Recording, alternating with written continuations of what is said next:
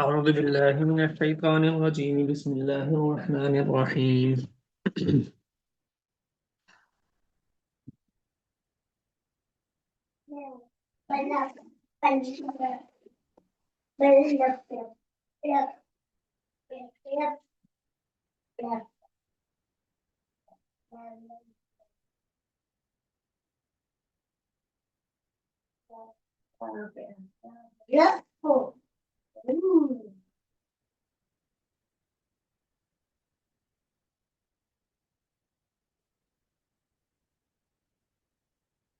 ولا تأكلوا أموالكم بينكم بالباطل وتدلوا بها إلى الحكام لتأكلوا فريقا من أموال الناس بالإثم وأنتم تعلمون يسألونك عن الأهلة قل هي مواقيت للناس والحج وليس البر بأن تأتوا البيوت من ظهورها ولكن البر من اتقى وأتوا البيوت من أبوابها واتقوا الله لعلكم تفلحون وقاتلوا في سبيل الله الذين يقاتلونكم ولا تعتدوا إن الله لا يحب المعتدين وقتلوهم حيث ثقفتموهم وأخرجوهم من حيث أخرجوكم والفتنة أشد من القتل ولا تقاتلوهم عند المسجد الحرام حتى يقاتلوكم فيه فإن قاتلوكم فاقتلوهم كذلك جزاء الكافرين فإن انتهوا فإن الله غفور رحيم وقاتلوهم حتى لا تكون فتنة ويكون الدين لله فإن انتهوا فلا عدوان إلا على الظالمين الشهر الحرام بالشهر الحرام والحرمات قصاص فمن اعتدى عليكم فاعتدوا عليه بمثل ما اعتدى عليكم واتقوا الله واعلموا أن الله مع المتقين وأنفقوا في سبيل الله ولا تلقوا بأيديكم إلى التهلكة وأحسنوا إن الله يحب المحسنين صدق الله العظيم رب اشرح لي صدري ويسر لي أمري واحلل عقدة من لساني يفقهوا قولي. یہ ہماری آج آیت نمبر 188 سے ہے اور ہماری 10ویں کلاس الحمدللہ. تو اللہ تعالیٰ فرما رہے ہیں کہ وَلَا تَأْكُلُوا أَمْوَالَكُمْ بَيْنَكُمْ بِالْبَاطِلِ وَتُدْلُوا بِهَا إِلَى الْحُكَّامِ لِتَأْكُلُوا فَرِيقًا مِنْ أَمْوَالِ النَّاسِ بِالْإِثْمِ وَأَنْتُمْ تَعْلَمُونَ کہ ایک دوسرے کا مال آپس میں جو ہے نا وہ باطل طریقے سے مت کھاؤ، آپس میں ناحق مت کھاؤ، اور وَتُدْلُوا بِهَا إِلَى الْحُكَّامِ اور اس کو حاکموں تک رشوت کے طور پر نہ پہنچاؤ تاکہ تم لوگوں کا کچھ مال جان بوجھ کر ناحق کھا جاؤ. ٹھیک ہے، تو دروازہ بند کر دو.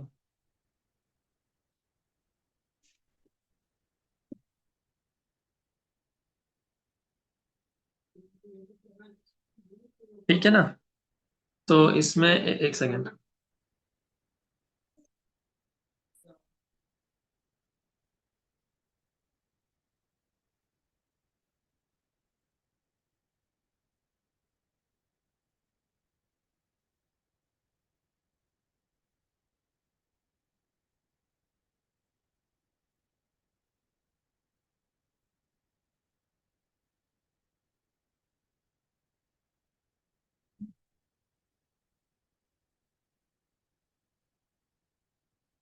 ہاں جی،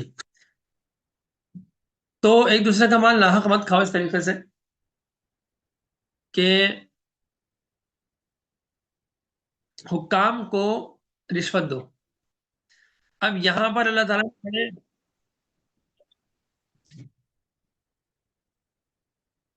آیت نمبر 182.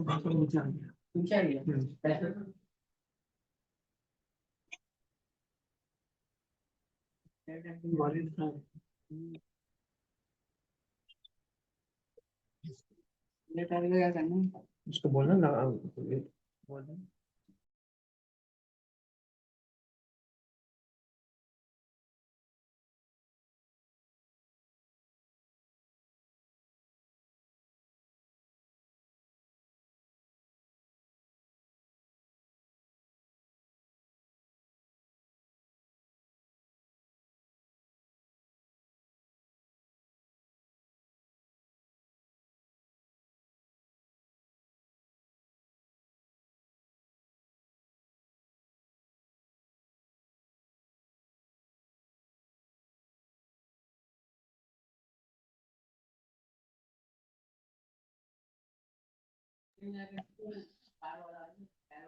تو اللہ تعالیٰ نے یہاں پہ جو فرمایا نا وَتُدْلُوا بِهَا إِلَى الْحُكَّامِ لِتَأْكُلُوا فَرِيقًا مِّنْ أَمْوَالِ النَّاسِ بِالْإِثْمِ وَأَنْتُمْ تَعْلَمُونَ، یہ بہت ایک بڑی حسین تعبیر ہے کہ دلو کہتے ہیں ڈول کو جو کنویں میں ڈالا جاتا ہے، تو وَتُدْلُوا بِهَا إِلَى الْحُكَّامِ، اس میں اللہ تعالیٰ نے ایک اشارہ دیا ہے، یعنی ایک سمجھانے کی بات کی ہے کہ جو کنواں ہوتا ہے نا، تو کنویں میں جب تک پانی کنویں سے نکالتے رہتے ہیں تو کنواں چلتا رہتا ہے.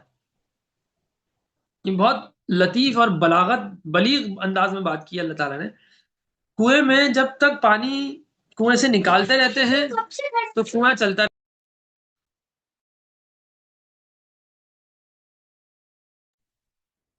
تو جب تک پانی نکلتا رہے گا کنواں جاری رہے گا، کنواں سیراب رہے گا، سیراب کرتا بھی رہے گا.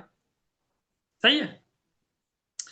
لیکن آپ کنویں سے پانی نکالنا بند کر دیں یا الٹا ڈالنا شروع کر دیں تو کیا ہوگا؟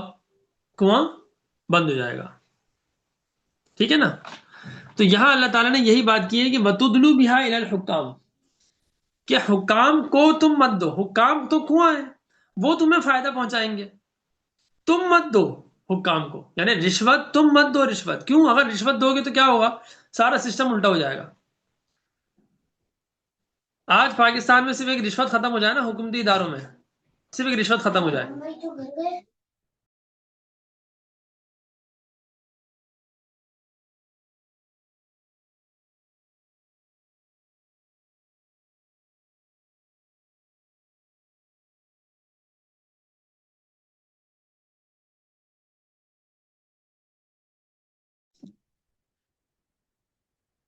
تو پاکستان میں اگر صرف ایک رشوت ختم ہو جائے نا اداروں میں، تو یورپ وغیرہ تو مطلب بلا مبالغہ یہ بات کہی جا سکتی ہے کہ یورپ میں اور اس میں کوئی خاص فرق نہیں رہے گا. ہم یورپ کو بہت کہتے ہیں کہ وہاں کتنا یہ ہے وہ ہے. بھائی وہاں امن اس لیے ہے کیونکہ رشوت اتنی نہیں ہے نا. وہاں بھی ہے، ایسا نہیں ہے. ہم سب بات سمجھتے ہیں کہ رشوت تو زیرو ہے وہاں. بھائی نہیں، یو ایس میں بھی ہے، یو کے میں بھی ہے، لیکن کم ہے. اور یا تقریباً بہت ہی کم ہے، یا کم از کم اکثر یا علاقوں میں تو تقریباً نہ ہونے کے برابر ہے. کچھ علاقے تو ہر ملک میں اس طرح ہوتے ہیں جہاں تھوڑے گڑبڑیں چلتی ہیں، لیکن ویسے وہاں پہ رشوت اتنی زیادہ عام نہیں ہے جس طرح یہاں پہ معاملہ ہے نا. تو یہ جو رشوت کا معاملہ ہے نا، اس کو اللہ تعالیٰ نے یہاں پہ کہا ہے کہ بھائی اس طرح سے رشوت کے طور پر نہ حاکموں کو، حاکموں تک اپنا مال رشوت کے طور پر اس طرح آپ نہ پہنچاؤ. یعنی کنویں میں پانی مت ڈالو، کنواں بند ہو جائے گا اور تمہیں فائدے کی وجہ پھر نقصان ہوگا. کنویں سے پانی لو. تو اس میں ہمارے لیے بھی نصیحت ہے کہ ہم رشوت نہ دیں، اور حکام کے لیے نصیحت یہ ہے کہ بھائی آپ امت کو اور رعایا کو فائدہ پہنچائیں. جب آپ رعایا کو فائدہ پہنچائیں گے تو کیا ہوگا؟ وہ چشمہ چلتا رہے گا، کنواں چلتا رہے گا، جاری رہے گا. کیا مطلب؟ آپ سے فائدہ پہنچتا رہے گا تو آپ کو بھی فائدہ ہوگا. کنواں خشک ہو جائے تو اس میں کنویں کا بھی نقصان ہے.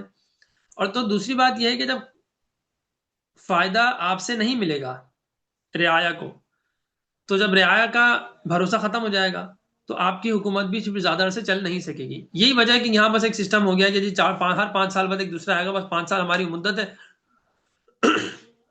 کھاؤ پیو موج کرو، جتنا لوٹ سکتے ہو ملک کو کھا جاؤ. کیونکہ 5 سال تک کیا، بس مطلب وہ کہ بھائی صرف 5 سال کا موقع ہے، 5 سال تک جتنا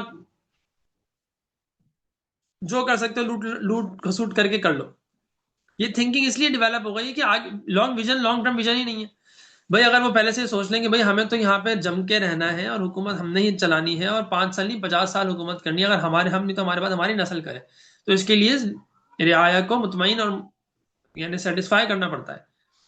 تو رشوت کے بغیر، رشوت چھوڑے بغیر وہ ہو نہیں سکتا. صحیح ہے. تو یہاں اللہ تعالیٰ بڑا خوبصورت یعنی کنویں سے تشبیہ دی جا رہی ہے، اور یہ کہا جا رہا ہے کہ بھائی ناحق طریقے سے حکام تک مال نہ پہنچاؤ. تو حکام کو بھی نصیحت ہے اور ہمیں بھی نصیحت ہے، میں نے بتا دیا، تاکہ تم کلو فریقہ من اموال الناس، کہ کچھ لوگوں کا مال تم کھا جاؤ گناہ کے طور پہ، ناحق کھا جاؤ، وانتم تعلمون، کہ تم جانتے بھی ہو. یسألونک عن الاہلہ، یہ لوگ آپ سے سوال کرتے ہیں چاند کے تاریخوں کے بارے میں، نئے چاند کے بارے میں پوچھتے ہیں. تو آپ فرما دیجئے کہ یہ تو حج اور لوگوں کے دوسرے اوقات بتانے کا ذریعہ ہے، اور نیکی تو یہ ہے ہی نہیں. یہ کوئی نیکی تھوڑی کہ تم اپنے گھروں میں ان کی پشت کی طرف سے آؤ، بلکہ نیکی سے ڈرنا، یہ نیکی اللہ سے ڈرنا ہے. نیکی تو یہ ہے کہ جو نیک شخص وہ ہے جو اللہ سے ڈرا. ہونا یہ چاہیے تھا کہ نیک شخص وہ ہے جو اللہ سے ڈرا، یا یہ کہنا چاہیے تھا کہ اس آدمی نے نیکی کی جو اللہ سے ڈرا، لیکن فرمایا ہے جو اللہ سے ڈرا وہی تو نیکی ہے، یعنی اس مسلمان کو اصل نیکی بنا دیا اور اس کی ذات کو بول دیا کہ وہ نیکی ہے۔ یہاں ایک بڑی خوبصورت انداز میں اللہ تعالیٰ نے بلیغ انداز میں بلاغت کے ساتھ وہ بتایا ہے کہ جو بندہ نیک ہے نا وہ سراپا نیکی ہے، جو بندہ اللہ سے ڈرتا ہے تقوی اختیار کرتا ہے وہی سراپا نیکی ہے، یہ مطلب ہے۔ وَأْتُوا الْبُيُوتَ مِنْ أَبْوَابِهَا وَاتَّقُوا اللَّهَ لَعَلَّكُمْ تُفْلِحُونَ۔ اچھا، اس کے پیچھے ایک تھوڑا سا اس کا شان نزول یا اس کا تھوڑا سا وہ بیک گراؤنڈ ہے کہ وہ لوگ حج کی بہت عزت کرتے تھے، جو وہاں کے جو ایون کے جو بت پرست بھی تھے، یا جو حج کا تو ایک عزت ان کے دل میں تھی، حج کی عزت تھی۔ وہ کیا کرتے تھے کہ اگر وہ حج کے لیے گھر سے نکل گئے اور پھر کوئی چیز بھول گئے، ان کو یاد آئی، واپس اپنے گھر آتے تھے نا تو دروازے سے نہیں آتے تھے، دیوار پھلانگ کے آتے تھے، کھڑکی سے آتے تھے۔ وہ یہ سمجھتے تھے کہ ہم حج کے لیے جب ایک دفعہ اپنے گھر سے نکل چکے ہیں نا، تو اب ہم نہیں جا سکتے واپس۔ اب ہم اگر جائیں گے نا تو یہ بری بات ہے، یہ اچھی بات نہیں ہے۔ ہم حج کے لیے نکل گئے، جب تک حج پورا نہیں کریں تب تک ہم اپنے گھر واپس نہیں آئیں گے۔ تو وہ یہ کہتے تھے کہ بھائی اس کا طریقہ یہ ہے کہ ہم جو ہے وہ کسی اور طریقے سے آئیں، بس اس دروازے سے ہم نہیں آئیں گے جب تک حج پورا نہیں کر لیں تب تک۔ یعنی کہ ان کے دل میں نیت اچھی تھی لیکن عمل اتنا اچھا نہیں تھا، پسندیدہ نہیں تھا۔ تو اللہ تعالیٰ کہہ رہے ہیں کہ بھائی گھروں کے پیچھے سے آنا کوئی نیکی تھوڑی ہے کہ تم یہ سمجھ رہے ہو کہ میں کوئی چیز بھول گیا تو اب وہ گھر واپس جاؤں گا اپنے دروازے سے تو بے ادبی ہوگی، ادب کے خلاف ہے۔ تو اللہ یہ کہنا اس سے کچھ اور پیچھے سے آؤں گا، کھڑکی سے آؤں گا، دیوار پھلانگ کے اس طرح سے آؤں گا، اس میں دروازے سے آنا جو ایک معروف طریقہ اس طریقے سے نہیں آؤں گا تو پتہ نہیں کیا ہو جائے گا۔ تو اللہ تعالیٰ کہہ رہے نہیں، ایسا نہیں ہوتا، یہ کوئی نیکی کی بات نہیں کہ تم گھروں کے پیچھے سے آؤ، بلکہ نیکی تو یہ ہے کہ اللہ کا تقوی اختیار کرو۔ اصل تو نیکی کیا ہے؟ اللہ کا تقوی۔ وَأْتُوا الْبُيُوتَ مِنْ أَبْوَابِهَا، رہی بات اپنے دروازے سے آنے کی تو کوئی حرج کی بات نہیں ہے، اپنے گھروں میں اپنے دروازوں سے آیا کرو۔ وَاتَّقُوا اللَّهَ، اللہ سے ڈرو تاکہ تم فلاح پاؤ۔ وَقَاتِلُوا فِي سَبِيلِ اللَّهِ الَّذِينَ يُقَاتِلُونَكُمْ وَلَا تَعْتَدُوا، اور جو تم سے جنگ کرے تم بھی ان سے جنگ کرو اللہ کے راستے میں، ہاں لیکن زیادتی نہیں کرنا۔ ایسا نہ ہو کہ تم ان کے بچوں کو اور بوڑھوں کو بھی اور بیویوں کو، ان کی خواتین کو بھی جو ہے وہ جنگ کا نشانہ بنا دو، یا جان بوجھ کے بچوں کو اور خواتین کو اور بوڑھوں کو قتل کرو، ایسا نہیں کرو۔ یا اور اگر وہ تمہیں وہ اسلام لے آ رہے ہیں، ایمان قبول کر رہے ہیں، یا تمہیں جو چیزیں وہ مان رہے ہیں پھر بھی تم ان سے قتال کر رہے ہو تو یہ نہ کرو۔ وقتلوہم، ہاں ان کو مارو جہاں تم پاؤ، وہاں مکے سے نکال دو اور ان کو مکے سے نکال دو، یعنی انہوں نے تمہیں وہاں سے نکالا تو ہاں تم بھی ان کو وہاں سے نکال دو۔ والفتنہ تو اشد من القتل، فتنہ تو قتل سے بھی بڑھ کر ہے، اور فتنہ سے مراد یہاں پہ کیا ہے؟ آزمائش بھی ہے، شرک بھی ہے، تو کیا ہے؟ تو قتل سے بھی بڑھ کر ہے۔ ولا تقاتلوا عند المسجد الحرام حتى يقاتلوكم فيه، ہاں مسجد حرام کے پاس جو ہے نا ان کو قتل نہیں کرنا، ہاں اگر وہی تم نے مسجد کے پاس قتل کرنے لگے تو پھر تم بھی قتل کر سکتے ہو، یعنی جب تک کہ وہ تم سے اس کے پاس نہ لڑے تم ان سے نہیں لڑنا، حرام مسجد حرام سے کے پاس ان سے تم نہیں لڑنا۔ فَإِن قَاتَلُوكُمْ فَقْتُلُوهُمْ، جب وہ تم سے لڑے تم بھی ان کو قتل کرو۔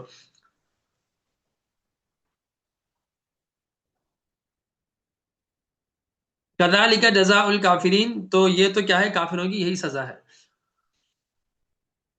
فَإِنِ انْتَهَوْا فَإِنَّ اللَّهَ غَفُورٌ رَحِيمٌ، اگر وہ باز آ جائے تو اللہ بخشنے والا ہے، بہت رحیم ہے۔ وَقَاتِلُوهُمْ حَتَّى لَا تَكُونَ فِتْنَةٌ وَيَكُونَ الدِّينُ لِلَّهِ، اور ان سے لڑتے رہو یہاں تک کہ فتنہ باقی نہ رہے، شرک باقی نہ رہے، اللہ تعالیٰ ہی کا دین غالب ہو جائے۔ اگر وہ باز آ جائیں تو ظالموں کے سوا کسی پر زیادتی جائز نہیں ہے۔ فَإِنِ انْتَهُوا فَلَا عُدْوَانَ إِلَّا عَلَى الظَّالِمِينَ، یعنی جو ظلم کرنے والے ہیں ان کے علاوہ کسی پہ زیادتی کرنا جائز نہیں ہے۔ جو ظلم کرنے والے ہیں تو وہ تو خود زیادتی کر رہے ہیں، ٹھیک ہے۔ اشار الحرام و بشار الحرام، حرمت والے مہینے کے بدلے میں حرمت والا مہینہ ہے۔ والحرمات قصاص، اور حرمتوں کا کیا ہے؟ پھر بدلہ ہوگا، بدلہ ہے۔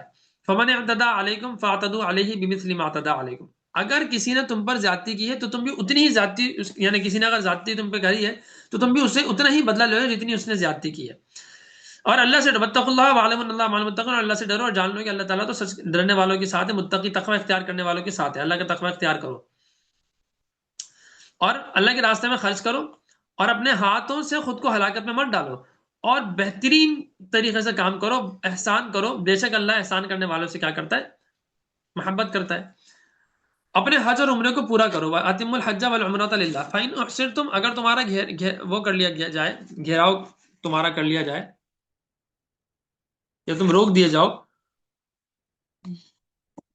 फमस्तैसर मिनल हदी, तो जो कुर्बानी मैसर हो वो कर दो।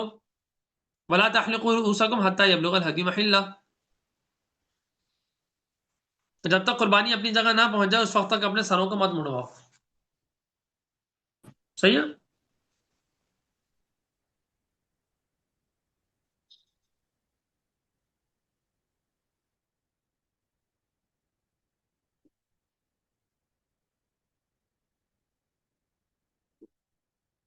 फमन कान मिनकुम मरीज़न औ भी अदन, अगर तुम में से कोई मरीज है या उसको कोई तकलीफ है, उसके सर में कोई तकलीफ है, मेरे रासी है, उसके सर में कोई तकलीफ है, फफिदियतुम मिन सियामिन औ सदक़तिन औ नुसुक,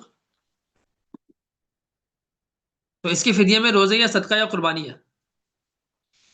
फ़ैज़ा अमिन तुम, फिर जब तुम अमन की हालत में आ जाओ, फमन तमत्ता बिल उम्रति इलल हज्ज फमस्तैसर मिनल हदी, फिर जब तुम अमन की हालत में हो जाओ तो जिसने उम्रे को हज के साथ मिलाकर, यानी हज तमत्तो किया है, उम्रे को हज के साथ मिलाकर फायदा उठाया, तो उसको जो मैसर हो वो कुर्बानी कर दे।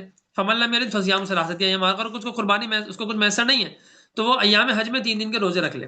बस अब आते निजार आ जाता हूँ, और जब वापस आए तो सात, बकिया सात जो है वो वापस आने के बाद रख ले। तिल का अशरतुन कामिला, ये क्या है, ये 10 का 10 आदत पूरा हो गया, ये पूरे 10 हैं। ज़ालिका लिमन लम यकुन अहलु हाज़िरिल मस्जिदिल हराम, ये इसके लिए है जिसके घर वाले मक्के में ना रहते हों। और अल्लाह अल्लाह का तक़वा इख्तियार करो और जान लो कि अल्लाह ताला का अज़ाब बहुत सख्त है। ठीक है। अल हज्ज अशहुरुम मालूमात, जो हज के महीने हैं वो तो जाने पहचाने हैं, या वो तो पता है हमें पहले से।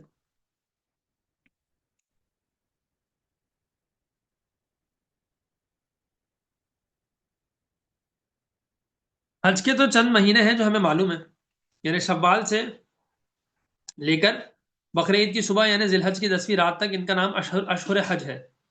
ठीक है। इसलिए कि एहराम हज इनके अंदर होता है, और अगर इससे पहले कोई एहराम हज का बांधेगा तो वो नाजायज या मकरूह होगा। इससे पहले हज का एहराम वगैरह नहीं बांधा जाता, यानी हज के लिए चंद महीने मुकर्रर हैं और वो सबको मालूम है। मुशरिकीन अरब जो अपनी जरूरत में उनमें तगय्युर तबद्दुल करते रहते थे, अपनी मर्जी से चेंजिंग करते रहते थे, जिसको दूसरी आयत में नमन नसीउ जियादतुन फिल कुफ्र से ताबीर फरमाया है कुरान में। तो उन्होंने अपना एक अकीदा घड़ लिया था, उसकी तफसील आ जाएगी अपने मकाम पर। तो वो बिल्कुल बेअसल और बेबुनियाद बात है। फमन फरदा फीहिन्नल हज्ज फला रफथ वला फुसूक वला जिदाला फिल हज्ज,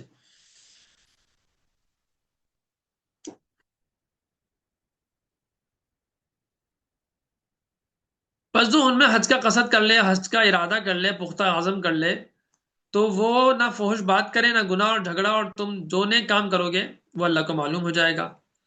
वमा तफ़अलु मिन खैरिन, जो थोड़ी सी भी नेकी और जर्रा बराबर भी नेकी करोगे तो अल्लाह ताला वो जान लेगा।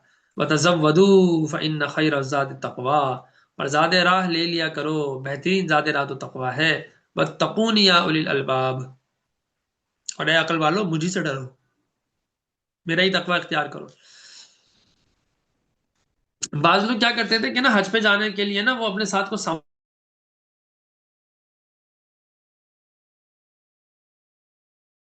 लेंगे, वहां या वहीं से भी नहीं लेंगे, कुर्बानी पे कुर्बानी ही करेंगे, अपने आप पर सख्ती बर्दाश्त करेंगे। तो अल्लाह ताला फरमा रहे हैं कि भाई वतज़व्वदू, अपने साथ ज़ादिरा रख लिया करो, इसमें हर्ज की बात नहीं है।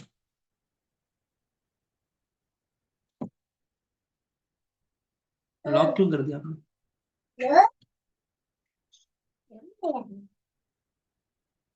वतज़व्वदू, ज़ादिरा रख लिया करो, इसमें इतना मसला नहीं है भाई, तुम अपनी आसानी राहत के लिए ज़ादिरा रख रहे हो तो इसमें ये मना थोड़ी है शरआन। हाँ अलबत्ता फ़इन्न खैर ज़ाद तक़वा, बेटा बंद कर दो बात। बेहतरीन ज़ादिरा तो क्या है, तक़वा है। तक़वा तो लाजमी अपने साथ रखा करो। ठीक है।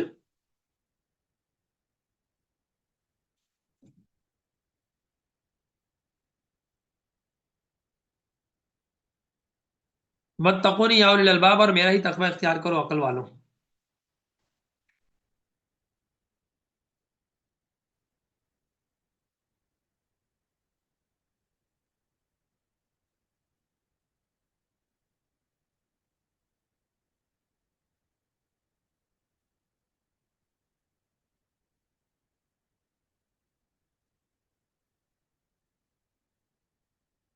ليس عليكم جناح ان تبتغوا فضلا من ربكم فاذا افضتم من عرفات فاذكروا الله عند المشعر الحرام.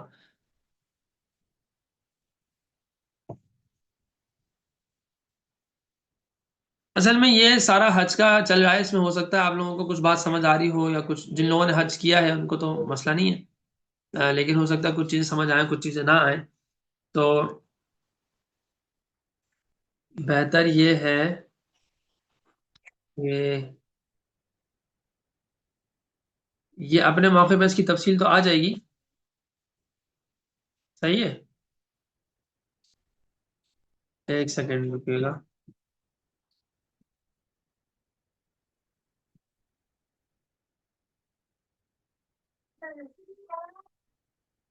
اس کی تفصیل اپنے موقع پر آئے وہ جب حج کے مسائل کیونکہ تھوڑے سے ایسے ہوتے ہیں کہ وہ باقاعدہ اس کے لیے پوری کتابیں لکھی گئی ہیں اور اس میں ہمیں تھوڑا سا سمجھنا پڑتا ہے. تو یہاں صرف جو ہے وہ تھوڑا تو تھوڑی تھوڑی تفصیل اللہ تعالیٰ نے بتائی ہے حج کے حوالے سے. ایسا نہ ہو کہ آپ یہ سمجھیں کہ بس یہی تفصیل ہے اور اس کے مطابق کبھی، تو ایسا نہیں ہوتا. حج کے لیے پوری ایک تفصیل ہے. ٹھیک ہے. ایک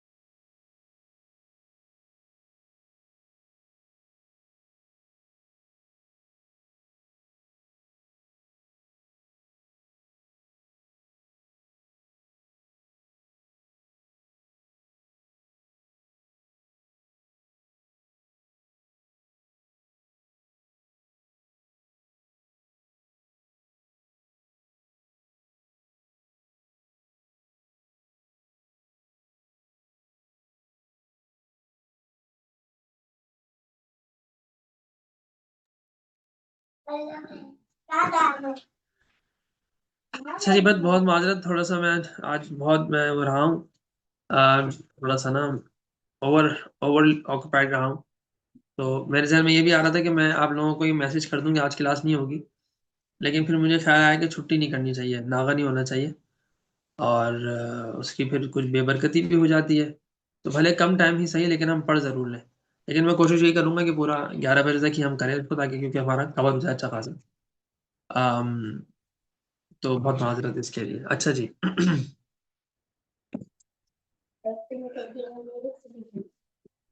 اچھا،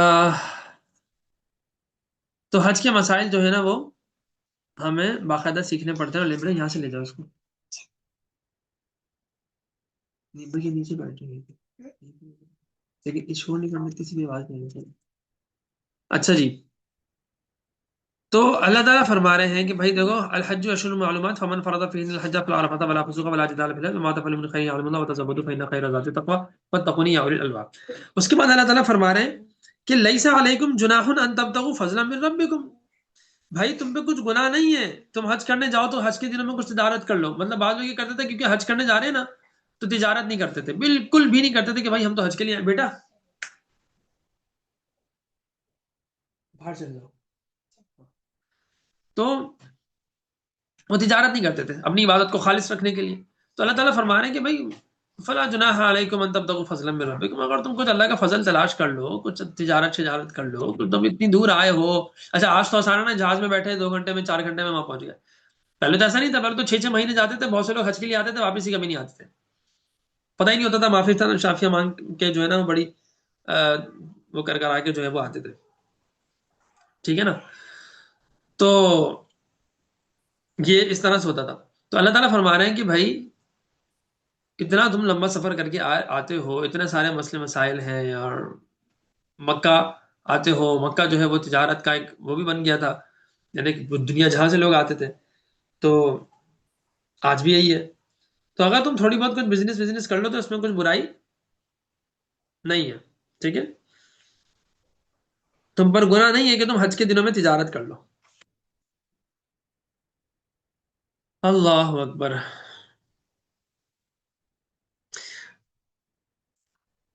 مطلب یہ سمجھ ذہن میں آتی تھی کہ بھائی اگر ہم تجارت کریں گے تو دنیاوی چیزیں, حج تو خالص عبادت ہے, تو خالص عبادت کے اندر جو ہے وہ دنیاوی چیز کیسے آ جائے, تو اس سے حج خراب ہو جائے گا یا حج میں نقصان ہو جائے گا, ثواب میں کمی آ جائے گی. تو اللہ تعالیٰ فرما رہے ہیں اس میں کچھ گناہ نہیں ہے. ہاں اگر کوئی بندہ یوں کرے کہ بھائی ہم تو تجارت کے لیے جا رہے ہیں, چلو حج بھی کر لیں گے, تو یہ بات ٹھیک نہیں ہے. حج کے لیے اصل آ رہے ہیں, اصل حج ہو, ضمن تجارت بھی کچھ کر لی, کچھ کر لیا, نیت تجارت کی نہ ہو, اصل نیت حج کی ہی ہو, اور پھر ضمن کچھ تھوڑا بہت کر لیا کرا لیا تو اس میں گناہ نہیں ہے. اللہ تعالیٰ خود واضح طور پہ قرآن میں کہنے فلا جناح علیکم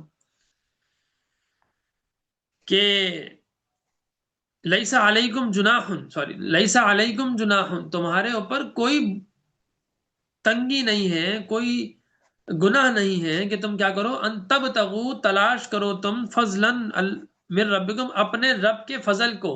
اب یہاں پہ دیکھیں پھر سے, یہاں پہ کیا ہے, اپنے رب کا فضل ہے.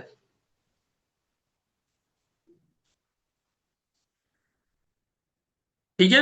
تو اس میں خیر تھوڑی تفصیل وغیرہ بھی ہے, میں اس میں نہیں جانا چاہ رہا.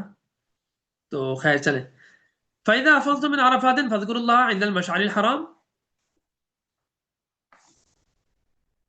جب تم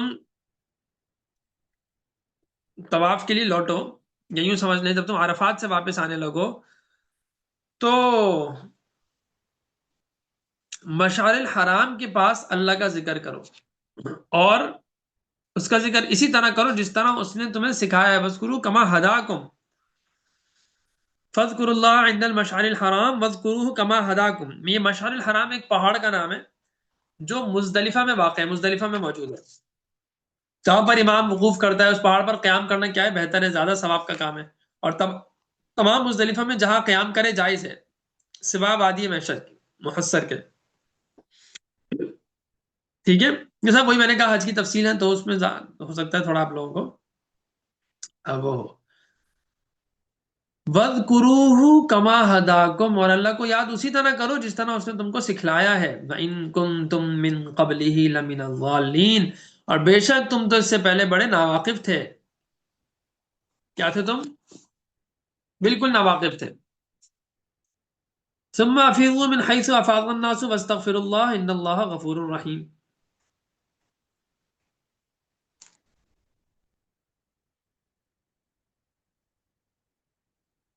اصل میں جاہلیت میں قریش اور بعض دوسرے قبائل جو حرم کے قریب رہتے تھے, تو وہ 9 ذی الحجہ کو میدان عرفات میں وقوف نہیں کرتے تھے.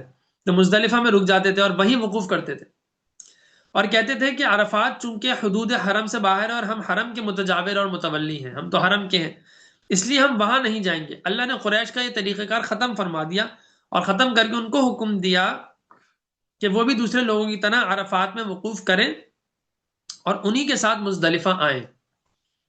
ٹھیک ہے، بات سمجھ آئی؟ ثم افیضوا من حیث افاض الناس، تم وہیں سے واپس آ جاؤ جہاں سے لوٹتے ہیں، واستغفر اللہ، اور اللہ سے مغفرت طلب کرو، ان اللہ غفور رحیم، بے شک وہ مغفرت کرنے والا بہت رحیم ہے، بہت رحم کرنے والا ہے۔ فاذا قضیتم مناسککم فاذکروا اللہ کذکرکم آباءکم او اشد ذکرا، جب تم ارکان حج ادا کر لو، مکمل ہو گیا، تو اللہ کو یاد کرو، فذکر اللہ، ایسے یاد کرو، فذکر اللہ، اللہ کو یاد کرو، کذکرکم آباءکم او اشد ذکرا، کہ جیسے کہ تم اپنے باپ داداؤں کو یاد کرتے ہو یا اس سے بھی زیادہ یاد کرو۔ فمن الناس من یقول ربنا آتنا فی الدنیا وما له فی الاخرۃ من خلاق، تو لوگوں میں سے بعض تو یہ کہتے ہیں کہ اللہ ہمیں جو ہے نا دنیا میں، ہمیں دنیا میں دے دے، اور وما له فی الاخرۃ من خلاق، تو ان کے لیے آخرت میں کچھ حصہ نہیں ہے۔ ٹھیک ہے، اور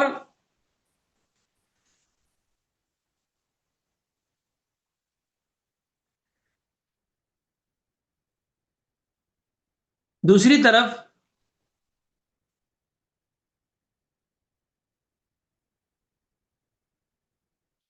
اللہ تعالیٰ کی کچھ نیک بندے بھی ہیں جو کیا کرتے ہیں کہ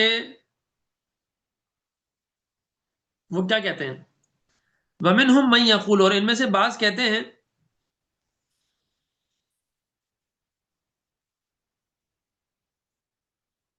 کہ ربنا آتنا فی الدنیا حسنۃ وفی الآخرۃ حسنۃ وقنا عذاب النار، کہ یا اللہ اے ہمارے رب، ہمیں دنیا میں بھی حسنہ عطا فرما اور آخرت میں بھی حسنہ عطا فرما، اور ہمیں آخرت کے عذاب سے کیا کر دے، نجات دے دے۔ یہ دعا آپ لوگوں نے بہت سنی بھی ہے اور پڑھی بھی ہے، اس پہ تھوڑی سی میں بات کر دیتا ہوں، کیونکہ یہ دعا آپ لوگ پڑھتے رہتے ہیں، مانگتے رہتے ہیں اللہ تعالیٰ سے، تو آپ لوگ کو کم از کم اس کا اگر تھوڑا سا احساس ہوگا تو زیادہ انشاءاللہ تعالیٰ دن فائدہ ہوگا۔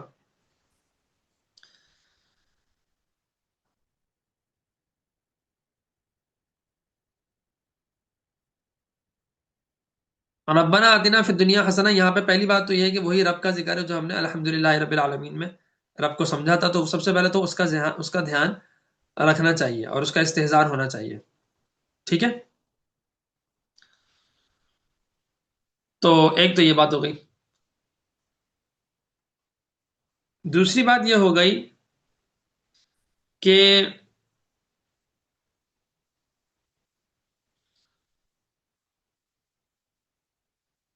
دنیا میں حسنہ عطا فرما اور آخرت میں حسنہ عطا فرما، اور آخرت میں جہنم کے عذاب سے بچا لے۔ یعنی تین دعائیں ہیں، ایک ہے دنیا کی بھلائی، ایک ہے آخرت کی بھلائی، ایک ہے جہنم کے عذاب سے نجات۔ یعنی ہماری زندگی کے تین حصے ہیں، ایک حصہ ہے دنیا کا، 1/3 33.33% ہے دنیا، اور 33% اور 30 یعنی کہ 66.667% ہے آخرت۔ کیوں؟ اس دعا کے اندر ایک حصہ ہے دنیا کے لیے، دو حصے ہیں آخرت کے لیے، یعنی 67% آخرت کے لیے ہونا چاہیے اور 33% دنیا کے لیے ہونا چاہیے۔ ہمارا حال یہ ہے کہ کیوں دیکھیں، کیونکہ ربنا آتنا فی الدنیا حسنہ دنیا کی دعا ہو گئی، وفی الآخرتی حسنہ آخرت میں بھی حسنہ ہو، لیکن آخرت کے لیے ایک اور دعا ہے کہ آگ کے عذاب سے بھی بچا، یعنی آخرت کو ڈبل ٹائم دیا۔ آخرت کو ہمیں بھی ڈبل ٹائم دینا چاہیے نا، اگر ہم دنیا کو 8 گھنٹے دیتے ہیں تو آخرت کو 16 گھنٹے دینے چاہیے، اگر دنیا کو 4 گھنٹے دیتے ہیں تو آخرت کو 12 گھنٹے دینے چاہیے۔ ہماری کہانی الٹی ہے کہ دنیا کو ہی سارا ٹائم، بلکہ الٹی کیا، بالکل ہی زیادہ ہی خراب ہے کہ سارا ٹائم دنیا کو دیتے ہیں اور آخرت کے لیے ٹائم 1 گھنٹہ بھی ڈیلی نکالنا، یا 2 گھنٹے 1 گھنٹہ ڈیلی نکالنا مشکل ہوتا ہے۔ آپ لوگ تو ماشاء اللہ چلے پڑھ رہے ہیں، ویسے ایک بات کر رہا ہوں کہ بہت سے لوگ آخرت کی بات کریں کہ بھائی آپ کوئی کورس کر لیں، کچھ پڑھ لیں، کچھ سیکھ لیں، تھوڑی عربی سیکھ لیں، کچھ جو ہے وہ فقہ سیکھ لیں، کچھ حدیث سیکھ لیں، تو وہ نہیں، اس طرف نہیں آتے۔ تو دنیا کا جو ہے نا وہ خوف زیادہ لگا رہتا ہے، دنیا کی فکر زیادہ لگی رہتی ہے، آخرت کا احساس نہیں ہوتا، جبکہ اس دعا کے جو پروپورشنلی جو ریشو ہے اس سے ہی اندازہ ہو رہا ہے کہ دنیا کی بھاگ دوڑ کتنی ہونی چاہیے اور آخرت کی بھاگ دوڑ کتنی ہونی چاہیے. تو خیر، تو بات سمجھ آ رہی ہے؟ ربنا آتنا فی الدنیا حسنہ وفی الآخرۃ حسنہ وقنا عذاب النار. ایک بات. دوسری بات یہ کہ حسنہ کا کیا مطلب ہے؟ میں نے اس لیے حسنہ کا ترجمہ نہیں کیا، بھلائی اس کا ترجمہ ہے، لیکن حسنہ کہتے ہیں ایسی چیز کو جو جو بہت ہی بہترین بھی ہو اور خوبصورت، دل کو اچھی بھی لگے. تو یا اللہ ہماری دنیا بہت بہترین بھی کر دے اور ایسی کر دے کہ ہمیں اچھی بھی لگے، ہماری آخرت بہت بہترین بھی کر دے اور ایسی کر دے کہ ہمیں اچھی بھی لگے. وقنا عذاب النار، اور ہمیں بچا لے عذاب جو ہے آخرت کے عذاب، آگ کے عذاب سے ہمیں بچا لے. اولئک لہم نصیب مما کسبوا واللہ سریع الحساب. یہی وہ ہیں جن کو ان کی کمائی کا حصہ ملے گا، اور اللہ تیزی سے حساب لینے والا ہے، بہت جلد حساب لینے والا ہے. ٹھیک ہے.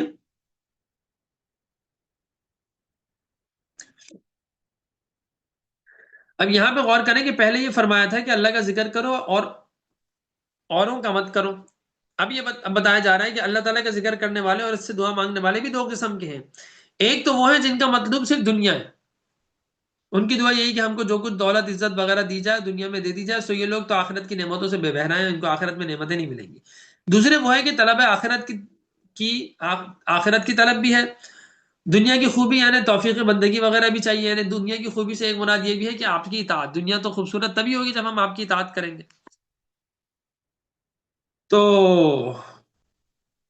آخرت کی خوبی یعنی ثواب اور رحمت، جنت اور جنت دونوں کو طلب کرتے ہیں. سو ایسوں کے لیے آخرت میں ان کے حج اور دعا تمام حسنات سے پورا کا پورا حصہ ملے گا. ٹھیک ہے. اچھا، واللہ سریع الحساب جو ہے یعنی اللہ بہت جلد حساب لینے والے، یعنی قیامت کو سب سے ایک دم میں حساب لے گا. یعنی یوں کہو کہ قیامت کو دور نہیں سمجھ، یعنی یوں سمجھے کہ قیامت تو دور نہیں ہے بلکہ جلد آنے والی ہے، اور اس سے کسی طرح بچاؤ ممکن نہیں ہے. اس کی فکر سے غافل مت ہو. اصل میں ہم سمجھتے ہیں قیامت بہت دور ہے، اور ایک طرح سے دیکھا جائے تو واقعی بہت دور بھی ہے، کیونکہ ہم تو قیامت دیکھیں گے نہیں. لیکن ایک حدیث میں آتا ہے کہ جو من مات فقط قامت قیامت ہو، جو مر گیا تو اس کی قیامت تو قائم ہو گئی. جو مر گیا اس کی تو قیامت قائم ہو گئی. بات سمجھ آ رہی؟ تو کچھ نہیں پتا ہوتا بھائی کب آ جائے قیامت، کب آ جائے موت. اللہ تعالیٰ عافیت والی، ہدایت والی، اللہ کی رضا والی موت نصیب فرمائے ہمیں. آمین.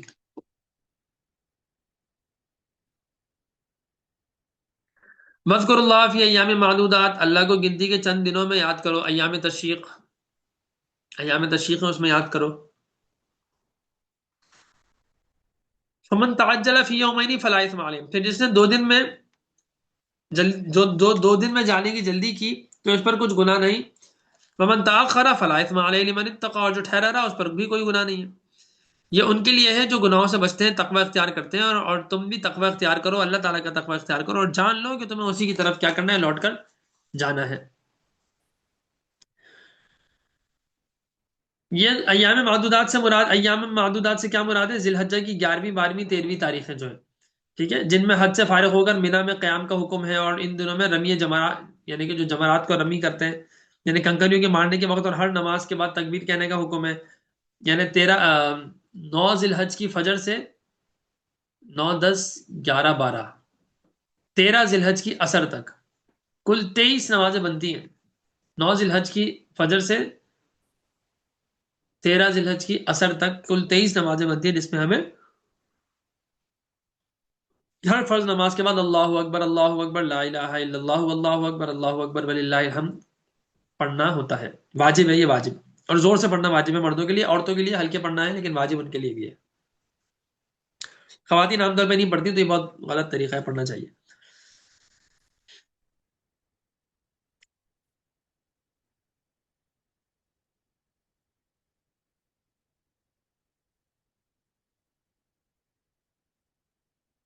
لیکن ان دنوں میں اس کے علاوہ بھی، یہ تو خاص وقت ہے نا نماز کے بعد کا، لیکن اس کے علاوہ بھی اللہ تعالیٰ کا ذکر خوب خوب کرنا چاہیے ان دنوں میں، خاص طور پہ زیادہ کرنا چاہیے. ٹھیک ہے. اچھا دوسری بات یہ کہ بھائی لمن اتقا، جو تقوی اختیار کرنے گناہ تو یہ ہے کہ ممنوعات شریعت سے پرہیز نہ کریں، یعنی اصل گناہ کیا ہوتا ہے؟ گناہ یہ ہوتا ہے جس چیز کو شریعت نے منع کیا ہے وہ کام آپ کریں تو یہ گناہ ہوتا ہے. اور جو کوئی اللہ تعالیٰ سے ڈرے، اس کا تقوی اختیار کرے اور حج میں پرہیزگاری کرے، تو اس بات میں کچھ گناہ نہیں ہے کہ مینا میں 2 دن قیام کیا، باقی 3 دن باقی 3 دن کے، یا 2 دن کا قیام کیا یا 3 دن کا قیام کیا. اللہ نے دونوں باتیں جائز رکھی ہیں، دونوں کی آپ کی مرضی ہے. باقی بہتر یہی ہے کہ 3 دن قیام کریں، یعنی زیادہ بہتر یہی ہے. وہی احکام حج کے احکام کے بارے میں یہ تفصیل ہے. ٹھیک ہے نا؟ تو حج کی خصوصیت، یعنی یہ حج کی خصوصیت نہیں ہے صرف. اچھا یہ آگے جو بات ہو رہی ہے وَاتَّقُوا اللَّهَ وَاعْلَمُوا أَنَّكُمْ إِلَيْهِ تُحْشَرُونَ، کہ اللہ کا تقوی اختیار کرو اور یہ لیکن جان لو کہ تمہیں اسی کی طرف لوٹ کے جانا ہے. یعنی حج کی خصوصیت نہیں بلکہ خدا تعالیٰ کے ہر کام اور ہر وقت اللہ تعالیٰ سے ڈرتے رہو کہ تم سب کو کیا کرنا ہے، قبروں سے اٹھ کر اسی کے پاس تمہارا حشر ہوگا، حساب دینا جانا ہے، اسی کے پاس جانا ہے. ٹھیک ہے.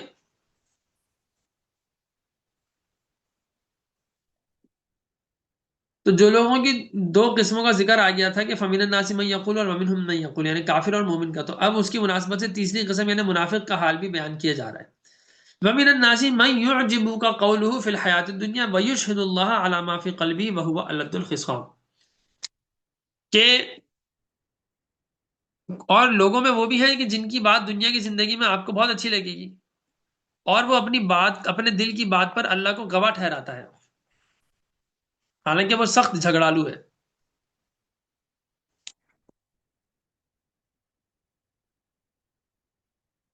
وَإِذَا تَوَلَّى سَعَىٰ فِي الْأَرْضِ لِيُفْسِدَ فِيهَا وَيُهْلِكَ الْحَرْثَ وَالنَّسْلَ وَاللَّهُ لَا يُحِبُّ الْفَسَادَ، اور جب وہ پیٹ پھیرتا ہے تو زمین میں فساد ڈالنے اور کھیتی اور نسلیں برباد کرنے کی کوشش میں لگ جاتا ہے.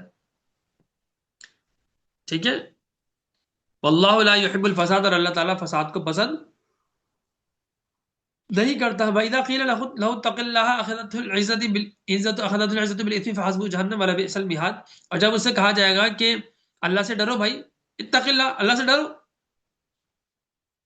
تو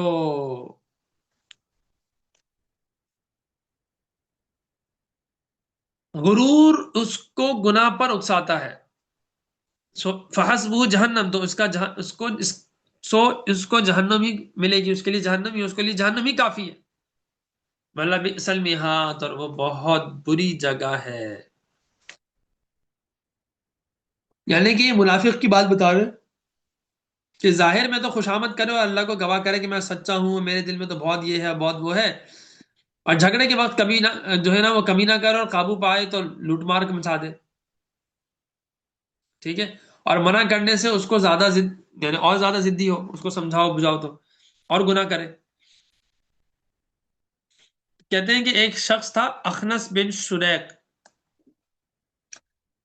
اور منافق تھا، فصیح اور بلیغ. جب آپ کی خدمت میں آتا تو غایت اخلاص اور محبت، یعنی کہ جب وہ آپ کے پاس آتا تو بہت زیادہ اخلاص اور بڑی بہترین بات کرتا تھا، بہت بہترین بات کرتا تھا. جب چلا جاتا تو کسی کی کھیتی چلا دیتا، کسی کے جانوروں کے پیر کاٹ دیتا. اور اس پر یہ منافقین کی حرکتوں جو ہے نا الٹی الٹی حرکتیں، ان پر یہ آیات نازل ہوئی.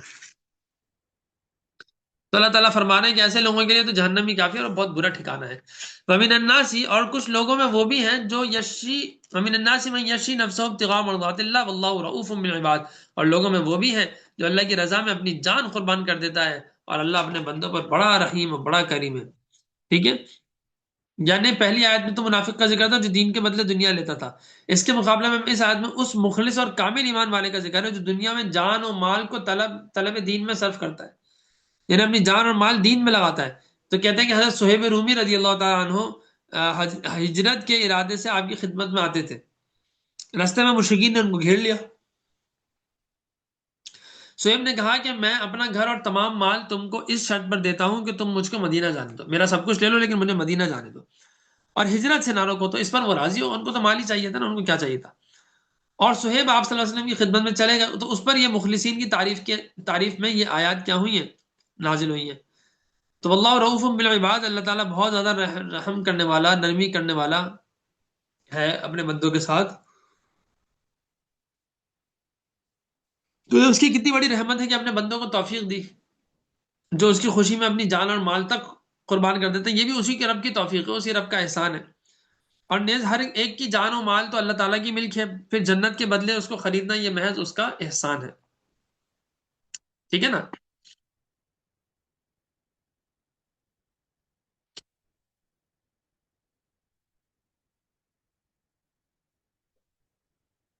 یا ایھا الذین آمنوا ادخلوا فی السلم کافہ ولا تتبعوا خطوات الشیطان انہ لکم عدو مبین. اے ایمان والو، اسلام میں پورے کے پورے داخل ہو جاؤ. ولا تتبعوا خطوات الشیطان، اور شیطان کے نقش قدم پر نہ چلو، وہ تمہارا کھلا دشمن ہے. ٹھیک ہے.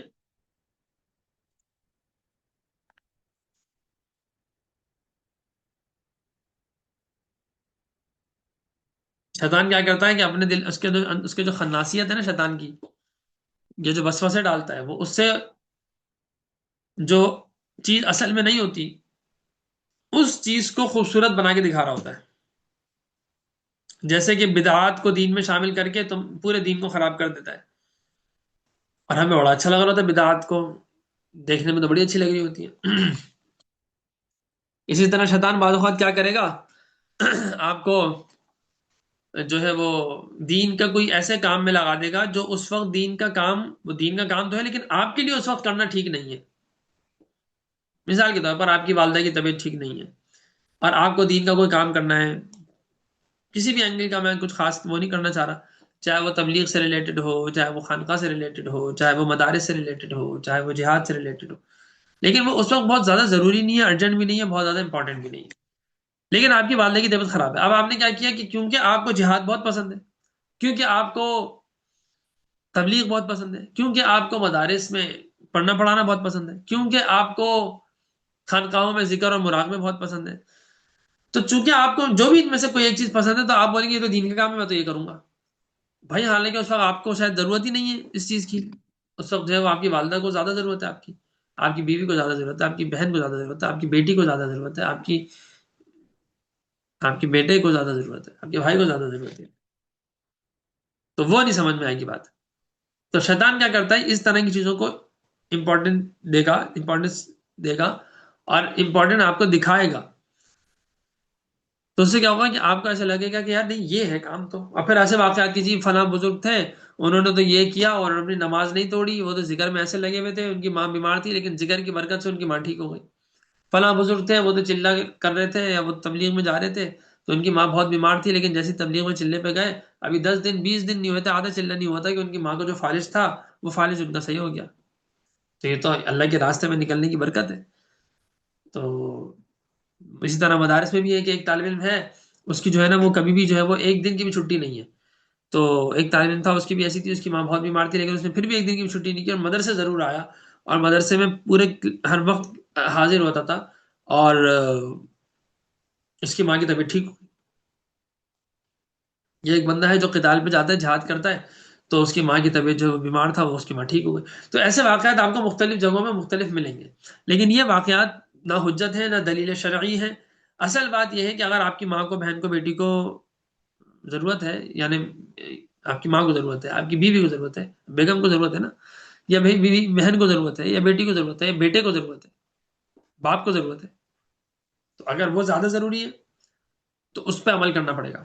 تو شیطان کیا کرتا ہے کہ وہ آپ کو کیا کرتا ہے،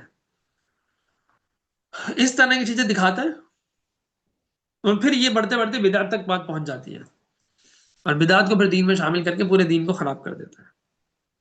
صحیح ہے.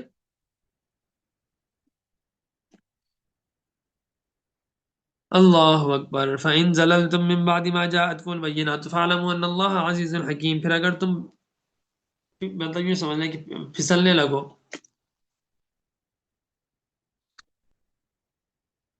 اگر تم واضح دلیل آنے کے بعد بھی پھسل گئے تو جان لو کہ بے شک اللہ بڑا زبردست، بڑی حکمت والا ہے.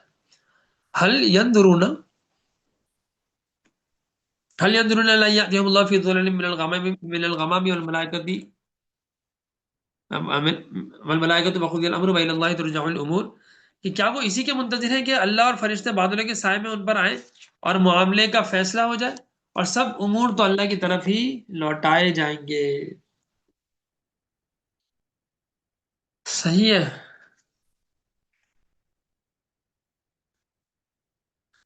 اچھا ویڈیو نہیں آ رہی.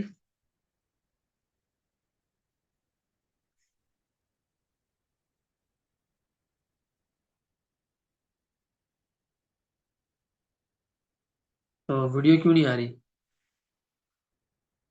ویڈیو تو آ رہی ہے نا. آ رہی ہے. آ رہی ہے نا ویڈیو تو. ٹھیک ہے چلیں. اچھا جی آگے چلتے ہیں. اچھا یہاں تک مجھے بتا آپ لوگوں کو سوالات آئیں گے نا تو ذرا تھوڑا سا انٹرسٹنگ ہو جائے گا. یہ تو اس طرح تو اچھا نہیں لگ رہا. تو آپ لوگ کے اگر کچھ سوالات ہوں تو وہ کر لیں. کوئی بات ہے کچھ چیزیں ہیں. اب تک ہماری 10 کلاسیں ہو گئی ہیں. یہ 10ویں کلاس ہے 10th کلاس ہے. تو اوور آل آپ لوگوں کی جو بھی سوالات ہیں یا جو بات ہے تو وہ کیا کریں آپ لوگ مجھے کچھ کچھ بات کر لیں. ٹھیک ہے. تو یہاں ہمارا جو ہے وہ دوسرا پارہ بھی آدھا ہو گیا ہے. اور آگے پھر وہ آ رہی ہے بات بنی اسرائیل کی. پھر سے شروع ہو جائے گی کہ سل بنی اسرائیل کا ماتا ہی نہ من آیت بینہ کہ ہم نے ان کو بڑی نشانیاں دی بڑی چیزیں دی. تو اس لیے اس کو پھر فی الحال میں یہیں پہ روک رہا ہوں. آج اتنا ہی تاجی رہنے دیتے ہیں. آپ تاجی لوگ کے ایک جو چھوٹا سا سوال. سوال ہے. ہاں جی بولے بولے. وہ جو آپ نے ایک آیت کا بتایا تھا نا کہ وہ منافق کے اوپر نازل ہوئی ہے، وہ کون سا منافق تھا وہ؟ ابھی ابھی جو آپ نے ایک آیت کا بتایا تھا. اخنس بن شریق. عبداللہ بن ابی. وہ بڑے بڑے منافقین تھے نا. اخنس بن شریق، عاص بن وائل، عبداللہ بن ابی. یہ بڑے بڑے منافقین ہیں. بہت بڑے بڑے نا منافقین ٹھیک ہیں. مطلب دین کے دشمن ہیں. تو یہ لوگ ہیں. ٹھیک. جی ٹھیک ہے استاد جی، یہی پوچھنا تھا مجھے. صحیح. اور اگر کسی طالب علم کا یا کسی طالبہ کا سوال ہے تو پوچھیں.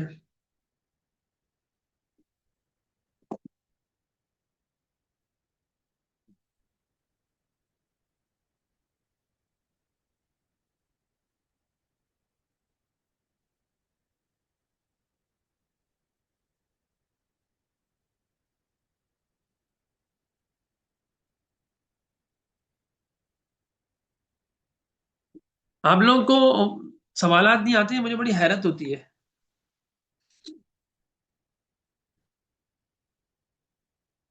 ضروری نہیں ہے کہ استاد یہیں جی پہ مجھے تو مطلب. بہت سوال آتے ہیں، لیکن وہ آپ نے اس کورس کا وہ رکھا تھا نا، یہ فارمیٹ اس طرح کا کہ یہ درس کی طرح کا ہوگا، تو اس لیے میں کرتی نہیں ہوں.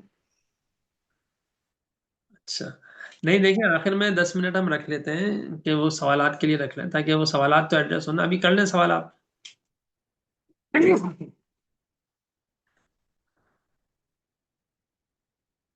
ابھی کر لیں. آپ کو جو سوالات آتے ہیں کر لیں.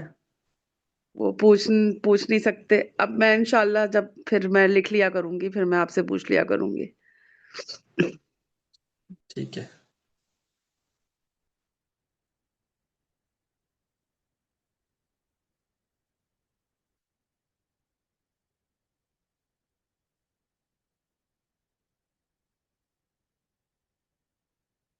اچھا چلیں. آپ لوگ کے ذہن میں کسی کے بھی ذہن میں سوال نہیں ہے تو اگر سوال نہیں ہے تو ویسے ہی بتائیں کہ اب تک کیا سمجھ آ رہا ہے. 1:30 ہو گیا ہے. تو مطلب کچھ تاثرات دیں.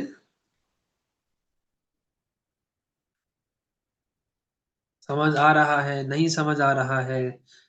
تیز ہے سلو ہے. آم،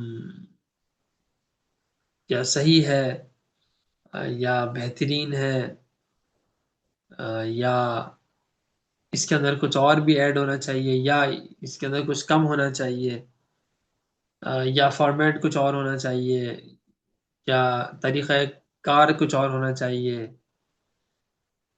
طریقہ تدریس کچھ اور ہونا چاہیے. اچھا چل رہا ہے ماشاء اللہ. کیا لکھا تھا؟ اچھا چل رہا ہے ماشاء اللہ. لا قوت الا باللہ. استاد جی سمجھ آ رہا ہے. اچھا ٹھیک ہے. جزاک اللہ. اور بتائیں بھائی کچھ نہ کچھ سوال ہی کر لیں. کچھ بات کر لیں. کچھ کامنٹ کر دیں ورنہ پھر ہم کلاس کو یہیں پر آف کر دیں گے. اور اصل میں جب تک سوالات نہیں ہوں گے نا تو تب تک انٹریکٹیو سیشن نہیں رہے گا. آپ لوگ کے ذہنوں میں سوال آنا چاہیے ہمارے پاس میلز کیوں نہیں ہے, ہمارے پاس زیادہ خواتین کیوں ہیں, خواتین زیادہ نیک ہیں. خواتین اب خوش ہو جائیں گی فوراً سے, خواتین زیادہ نیک ہیں کیا؟ اللہ اکبر.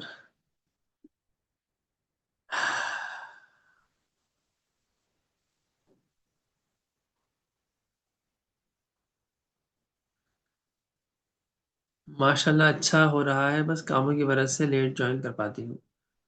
اللہ تعالیٰ آپ کے کاموں میں آسانیاں پیدا کر دیں, اللہ تعالیٰ آپ کے وقت میں برکت پیدا کر دیں, برکت عطا فرما دیں, تاکہ آپ جو ہے وہ جلدی سے کام نمٹا دیں. بہت اچھا جا رہا ہے الحمد للہ, سمجھ آ رہا ہے. کل سے کوشچنس نوٹ کر لیں گے. میں نے تو شروع میں پہلی کلاس میں ہی کہا تھا کہ آپ لوگ اپنی جو ہے وہ نوٹ بک ساتھ رکھیں, اور نوٹ کوشچنس آئیں تو اس کو یا تو اسی وقت پوچھ لیں. میں تو اس وقت بھی پوچھنے کی اجازت دی ہے کہ اس سے کیا ہوتا ہے کہ دیکھیں تھوڑا سا نا انٹریکٹیو سیشن ہوتا ہے, مجھے بھی پتہ چلتا ہے ہاں بھائی آپ لوگ سن رہے ہیں, سو نہیں رہے. اب رات کا ٹائم ہے, دن بھر کے تھکے ہوئے آپ لوگ ہوتے ہوں گے, تو آئی ڈونٹ نو کس طریقے سے پوچھتے ہیں, کس طریقے سے سنتے ہیں, کس طریقے سے کیا کرتے ہیں. بعض لوگ تو یہ بھی ہوتا ہے نا کہ چلو آن لائن کلاس ہے, لیٹے ہوئے ہیں سکون سے, سردیاں ہیں تو سکون سے سو رہے ہیں, اور سوتے سوتے سن رہے ہیں تو وہی سوتے سوتے سو گئے, سنتے سنتے سو گئے. تو ایسا تو کہیں نہیں ہے نا, ایسا نہیں ہونا چاہیے. قرآن ہے, اس کا ادب لازم ہے, اس کا ایک پروٹوکول ہے. ٹھیک ہے, اگر آپ بہت ہی تھکے میں واقعی کچھ نہیں کر سک رہے, واقعی یعنی اگر میں آپ سے کہوں کہ جی جے ڈاٹ کے 2 سوٹ دوں گا, صرف آپ کو تھوڑا سا چل کے اٹھ کے آنا پڑے گا, فری میں دوں گا, اور آپ بولے نہیں بھائی ہم نہیں آ رہے بھائی, دو نہیں سوری 20 سوٹ دوں گا, یا میں آپ سے کہتا ہوں میں آپ کو 2 لینڈ کروزر دوں گا, تو پھر تو آ ہی جائیں گے. تو حدیث میں آتا ہے کہ اگر تم میں سے کوئی شخص صبح اٹھے اور مسجد آ جائے اور قرآن کی 1 آیت سیکھ لے یا 2 آیتیں سیکھ لے, تو وہ ایسا ہے کہ جیسے تم میں سے کوئی سرخ اونٹنی ہو. ایسا بھی نہیں استاد جی, قرآن اوپن الحمد للہ سمجھ کے پڑھیں الحمد للہ. بھائی ماشاء اللہ آپ کی تو بہت اچھی بات ہے نا. یہ میں آپ کی بات نہیں کر رہا, میں ویسے ایک بات کر رہا ہوں کہ بعض اوقات ہوتا ہی ہے. جزاک اللہ خیر قدر آپ کا کہ آپ نے سوال پوچھنے کی ضرورت دی. ہاں بھائی دیکھیں, میرا تو سمپل سا مزاج ہے کہ جب تک آپ لوگ سمجھ نہیں آئے گا نا, آپ کو آپ لوگ سوالات نہیں پوچھیں گے, تب تک وہ بات نہیں ہوگی. خیر, تو اللہ کے نبی نے فرمایا کہ تم میں سے کوئی جائے اور بغیر کسی کا مال اور بغیر کسی کا حق مارے, سرخ اونٹنیاں لے آئے, تو تم میں سے کون ہے جو اس کو پسند نہیں کرتا؟ صحابہ نے کہا یا رسول اللہ, ہم تو ہم میں سے ہر ایک شخص چاہے گا کہ یار ہمیں تو سرخ اونٹنیاں مل جائیں. سرخ اونٹنی کا مطلب بہت ہائی فائی قسم کی سواری سمجھی جاتی تھی, مہنگی اور اچھی سواری سمجھی جاتی تھی. یعنی چلو اگر آج کا لینڈ کروزر نہیں تو میرا خیال ہے فارچونر یا سیوک, تو ہمارا سیوک تو بنتی ہے. سیوک تو خیر میں ہلکا بول رہا ہوں, لیکن اتنا تو بنتا ہی. تو میں اگر آپ سے کہوں کہ میں آپ لوگوں کو 2 سیوک دوں گا اور روزانہ دوں گا, تو آپ لوگ تو بالکل اٹھ کے بیٹھیں گے اور اٹھ کے پڑھیں گے, آئیں گے, چلیں گے, گھر آ جائیں گے. تو میں بھی چلا جاؤں گا بھائی. مجھے بھی اگر آپ لوگ مجھے آفر کریں گے کہ بھائی سارے شابان میں والنٹی روزے رکھ سکتے ہیں منڈے اور تھرسڈے کے علاوہ, ہاں بالکل رکھ سکتے ہیں. بالکل, شابان میں تو بہت زیادہ روزے رکھے جاتے ہیں. آپ صلی اللہ علیہ وسلم کے بارے میں آتا ہے, عائشہ رضی اللہ تعالیٰ عنہ فرماتی ہیں غالباً کہ آپ صلی اللہ علیہ وسلم شابان میں جتنے روزے رکھتے تھے کسی اور مہینے میں اتنے روزے نہیں رکھتے تھے. تو جو پیر اور جمعرات کا روزہ ہے اور ایام 20 کا روزہ ہے, اس کے علاوہ بھی روزے شابان میں خوب کثرت سے رکھیں, لیکن بس آخری دن جو 30 شابان یا 29 شابان ہے اس دن روزہ نہ رکھیں. ٹھیک ہے, تو مطلب میں بھی, مجھے بھی اگر ایسی وہ ہو تو میں بھی اپرچونیٹی تھوڑی چھوڑوں گا, میں بھی جاؤں گا, گاڑی لوں گا. لیکن کیوں؟ کیونکہ ہمیں اس کی اہمیت کا اندازہ ہے. جزاک اللہ, آمین, بارک اللہ زیادہ. تو اسی طرح اللہ کے نبی ہمیں ترغیب دے رہے ہیں کہ بھائی قرآن کریم کو سمجھو, غور کرو, قرآن کریم سیکھو, 1 آیت بھی سیکھو, 2 آیتیں بھی سیکھو, تو اتنا اس کی موٹیویشن دے رہے ہیں. تو بھائی ہمیں تھوڑا اس کا ایک پروٹوکول, اس کا تھوڑا ایک مقام ہے, مرتبہ ہے, تو میں اس کا لحاظ رکھنا چاہیے, بلکہ بہت ضروری ہے اس کا لحاظ رکھنا. تو تھوڑا سا بیٹھ کر تھوڑا سا, اللہ ہے کہ واقعی بہت ہی زیادہ, اتنے زیادہ کہ آپ لینڈ کروزر کے لیے یا ہونڈا سیوک کے لیے, فارچونر کے لیے بھی نہیں آ رہے, تو پھر تو چلو شاید میں کچھ کہہ دوں کہ چلو یہ عذر ہو سکتا ہے. تو لیکن ایسا ہوتا نہیں ہے, کتنی بھی تکلیف ہو اس کو کچھ نہ کچھ بندوبست کر لیا جائے گا. بولیں گے نہیں بھائی ابھی تو ہونڈا سیوک فری کی مل رہی ہے, جاؤ لے لو, ابھی دو, جاؤ دو بھائی. پوری پوری نیندیں قربان کر لیں گے. آڈی مل لی ہے بھائی، جاؤ. تو آڈی کے لیے کرنا ہے، لیکن جب اس کے لیے کرنا ہے تو پھر ہمیں قرآن اور حدیث کے لیے تو اس سے زیادہ بڑھ چڑھ کر کرنا چاہیے. ٹھیک ہے نا، تو تھوڑی سی ہمت کریں. اچھا جی. ایک تو یہ بات ہو گئی. تو ٹھیک ہے، تو یہی بس باتیں تھیں. استاد جی یہ بھی پوچھ لیں، اسپیڈ صحیح ہے سلو چل رہی ہے ہم اس کورس میں؟ اچھا بھائی دیکھیں، میرا جو مزاج ہے نا وہ تو ہے تفصیل سے ڈیٹیل میں پڑھانے کا، بہت زیادہ. ہر پھر آیت میں کچھ نہ کچھ بات ہوتی ہے، کچھ نہ کچھ تفصیل ہوتی ہے، تو اس کی بات کرنے کا. تو وہ تو میں اگر تھوڑا سا اور ڈیٹیل ہو تاکہ ڈیپ انڈرسٹینڈنگ ہو، ہاں تو بس صحیح ہے. تو میرا تو خیر مزاج ڈیٹیل کا ہی ہے، لیکن جتنی ڈیٹیل ہم بڑھاتے جائیں گے نا، پھر یہ سمجھ لیں کہ یہ اس کی کورس کی جو ڈیوریشن ہے وہ بڑھتی جائے گی. صحیح. پھر رمضان میں ختم نہیں ہوگا یہ، 20 رمضان میں ختم نہیں ہوگا، پھر یہ آگے چلے گا. تو میں جو ڈیٹیلز ختم کر رہا ہوں بہت ہی لمیٹڈ ڈیٹیلز بتاتا ہوں، پتہ نہیں کتنی چیزیں روکتا ہوں. تو اس لیے روکتا ہوں کہ بھائی پھر ہماری کلاس ہی پوری نہیں ہوگی. ڈیٹیل کے لیے تفسیر والی کلاس لے لیں. ہاں یہ بھی ایک آپشن ہے کہ ڈیٹیل کے لیے جو ہے وہ آپ لوگ ہماری جو جمعرات کی کلاس ہے تفسیر کی، اس میں آپ لوگ انرول ہو جائیں. تو اس میں یہ ہوتا ہے کہ وہ پھر کافی ڈیٹیلڈ ہوتی ہے وہ نا. یعنی آپ اندازہ لگائیں کہ سال ہونے والا ہے، یا تقریباً 10 مہینے شاید ہو گئے ہوں گے یا ہو رہے ہوں گے، اور ہم ابھی تک کہاں پر ہیں پتہ ہے اس کی کون سی آیت ہے ہماری؟ ہماری جو اس کی آیت چل رہی ہے نا، ہمارا ابھی پاؤ پارا ہوا ہے، اور یہاں ہمارا 10 دن میں 10ویں کلاس ہے اور 1.5 پارا ہو گیا ہے. اور وہاں ہمارا 10 مہینے ہو چکے ہیں. یہاں 10 کلاس میں 1.5 پارا، وہاں 10 مہینوں میں پاؤ پارا. تو آپ لوگ اندازہ لگا لیں کہ اس میں اور اس میں کتنا فرق ہے. تو اس میں بھی سوالات کی کھلی اجازت ہوتی ہے. اس کورس میں ہماری سوالات کی اجازت، مطلب جو ہمارے جو یوں سمجھنے کی تھوڑی سی مینجمنٹ ہے، تو وہ ان کی طرف سے تھے کہ بھائی اس پہ سوالات کو آف رکھیں آپ. اس میں ہم نے آف تو رکھا تھا، لیکن میں نے شروع میں یہ کہا تھا کہ آپ کے سوالات آپ پوچھ لیں، اور اگر بہت لمبا جواب ہوگا اس کا تو پھر میں اس کو آخر میں رکھ دوں گا، اور اگر تھوڑا بہت اسی کا تھوڑا بہت ہی ہوگا تو ایک منٹ کا اگر جواب ہے تو میں 1 منٹ میں اس کا جواب اسی وقت دے دوں گا. ٹھیک ہے. تو سوالات کی پابندی کبھی بھی میں نے نہیں اس لیے لگائی، یہ آپ لوگ کے اوپر ہے جتنے سوالات کریں. اچھا جی.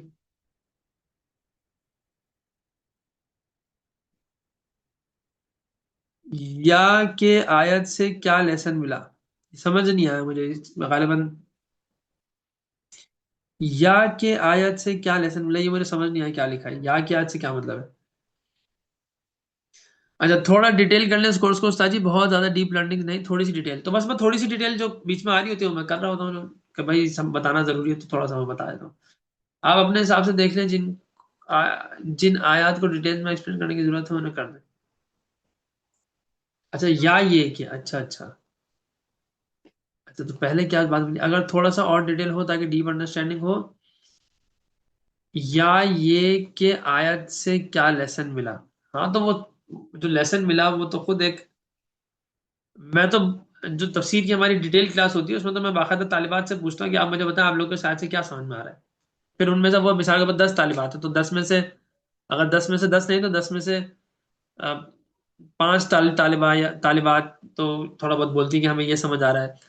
پھر کبھی کبھی میں اپنا مائک اور ویڈیو وغیرہ آف کر دیتا ہوں اور ان کو دے دیتا ہوں 2-4 منٹ کہ آپ لوگ ڈسکشن کریں آپس میں کہ اس جملے سے کیا مراد ہے، یا اس میں کچھ سوال دیتا ہوں، وہ 2 منٹ اس پہ ڈسکس کرتے ہیں، اور پھر جو ہے وہ بات کرتے ہیں، پھر وہ بتاتے ہیں. تو اس میں خواتین کیونکہ خود غور کرتی ہیں، اس کے اندر غور و فکر کے ساتھ چلتی ہیں، تو ان کے قرآن سے جو تعلق ہوتا ہے وہ زیادہ قوی ہوتا ہے. ٹھیک ہے. تو یہ چند ایک چیزیں ہیں، آپ لوگ دیکھ لیں جیسے آپ لوگ کو مناسب لگتا ہے. اللہ تعالیٰ سے بس دعا کیا کریں کہ اللہ تعالیٰ قرآن والا بنا دے، اللہ تعالیٰ اہل قرآن میں شامل فرما دے، دنیا میں بھی آخرت میں بھی. تو بہت ہی زیادہ.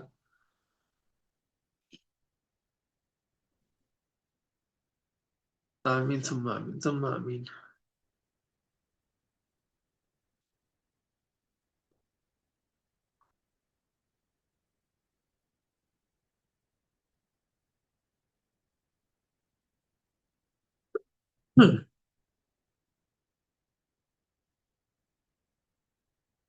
ٹھیک ہے، چلیں، دعاؤں کی درخواست ہے۔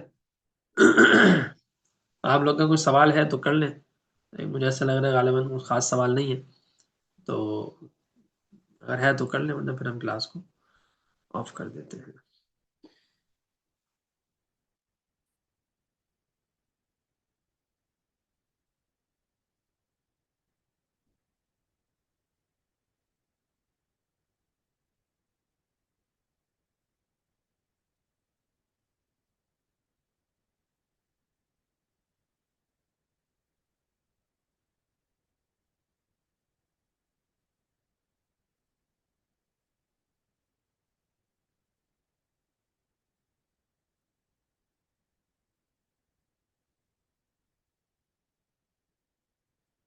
آمین ثم آمین۔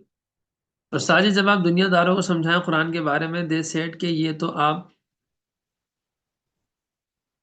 بہت پرانی باتیں کر رہی ہیں، صلہ رحمی سے ریلیٹڈ کوشچن ہے۔ ہاں تو کر لیں۔ نہ اب ویسے لوگ ہیں، نہ یہ وہ زمانہ ہے۔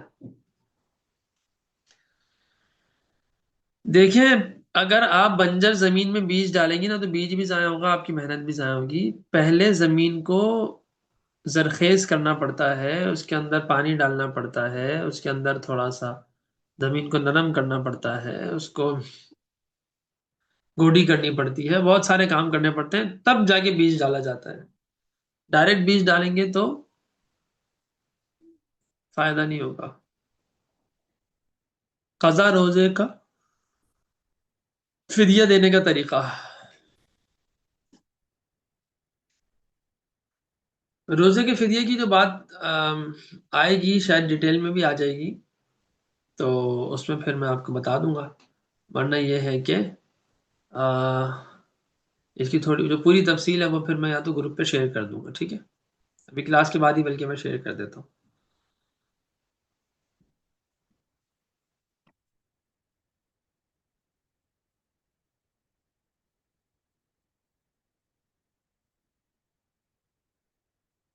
تو زمین کو تھوڑا سا، بنجر زمین کو تھوڑا سا زرخیز کرنے کے بعد اس کے اندر بیج ڈالا جاتا ہے۔ انتقال ہو جائے تو گھر والے کیسے ثواب پہنچائیں؟ قرآن پڑھ کے بخش سکتے ہیں؟ ہاں بالکل، قرآن پڑھ کے بخش سکتے ہیں، لیکن زیادہ بہتر یہ ہے کہ جزاک اللہ خیر، آمین، ولک بالمثل، ولک بالمثل زیادہ، آمین۔ بالکل قرآن پڑھ کے بخش سکتے ہیں، نو ڈاؤٹ، اس میں بالکل بھی وہ شبہ نہیں ہے۔ اور باقی یہ ہے کہ خود کو نیک بنا لیں، خود کو نیک بنا لیں اور والدین کے لیے دعا کریں۔ سب سے بہترین صدقہ یہ ہے، خود کو نیک بنا لیں، خود کو گناہوں سے بچا لیں، خود کو دین سے جوڑ لیں، خود کو قرآن سے جوڑ لیں، حدیث سے جوڑ لیں۔ بہت سے ادارے ہیں، بہت سے مدارس ہیں جو کورسز کراتے رہتے ہیں، ان میں آپ چلے جائیں۔ علیمان انسٹیٹیوٹ ہے، اچھا انسٹیٹیوٹ ہے۔ اس کے علاوہ اور بھی ہیں، مختلف ہیں، مفتی عدنان کا خیل صاحب کا ایک ہے، برہان ہے، وہ بڑا اچھا ہے۔ مطلب میں تو خود نہیں ایکسپیرینس نہیں کیا، لیکن تعریفیں سنی ہیں اور ویسی دیکھ رہا ہوں تو ایک اندازہ سا ہے بس، ویسے تو مجھے پرسنلی میں کچھ نہیں پتا۔ ہمارا اپنا ادارہ ہے، اس میں ہم بہت کورسز کر رہے ہوتے ہیں، اس کی وجہ یہی اس میں شامل ہو سکتے ہیں۔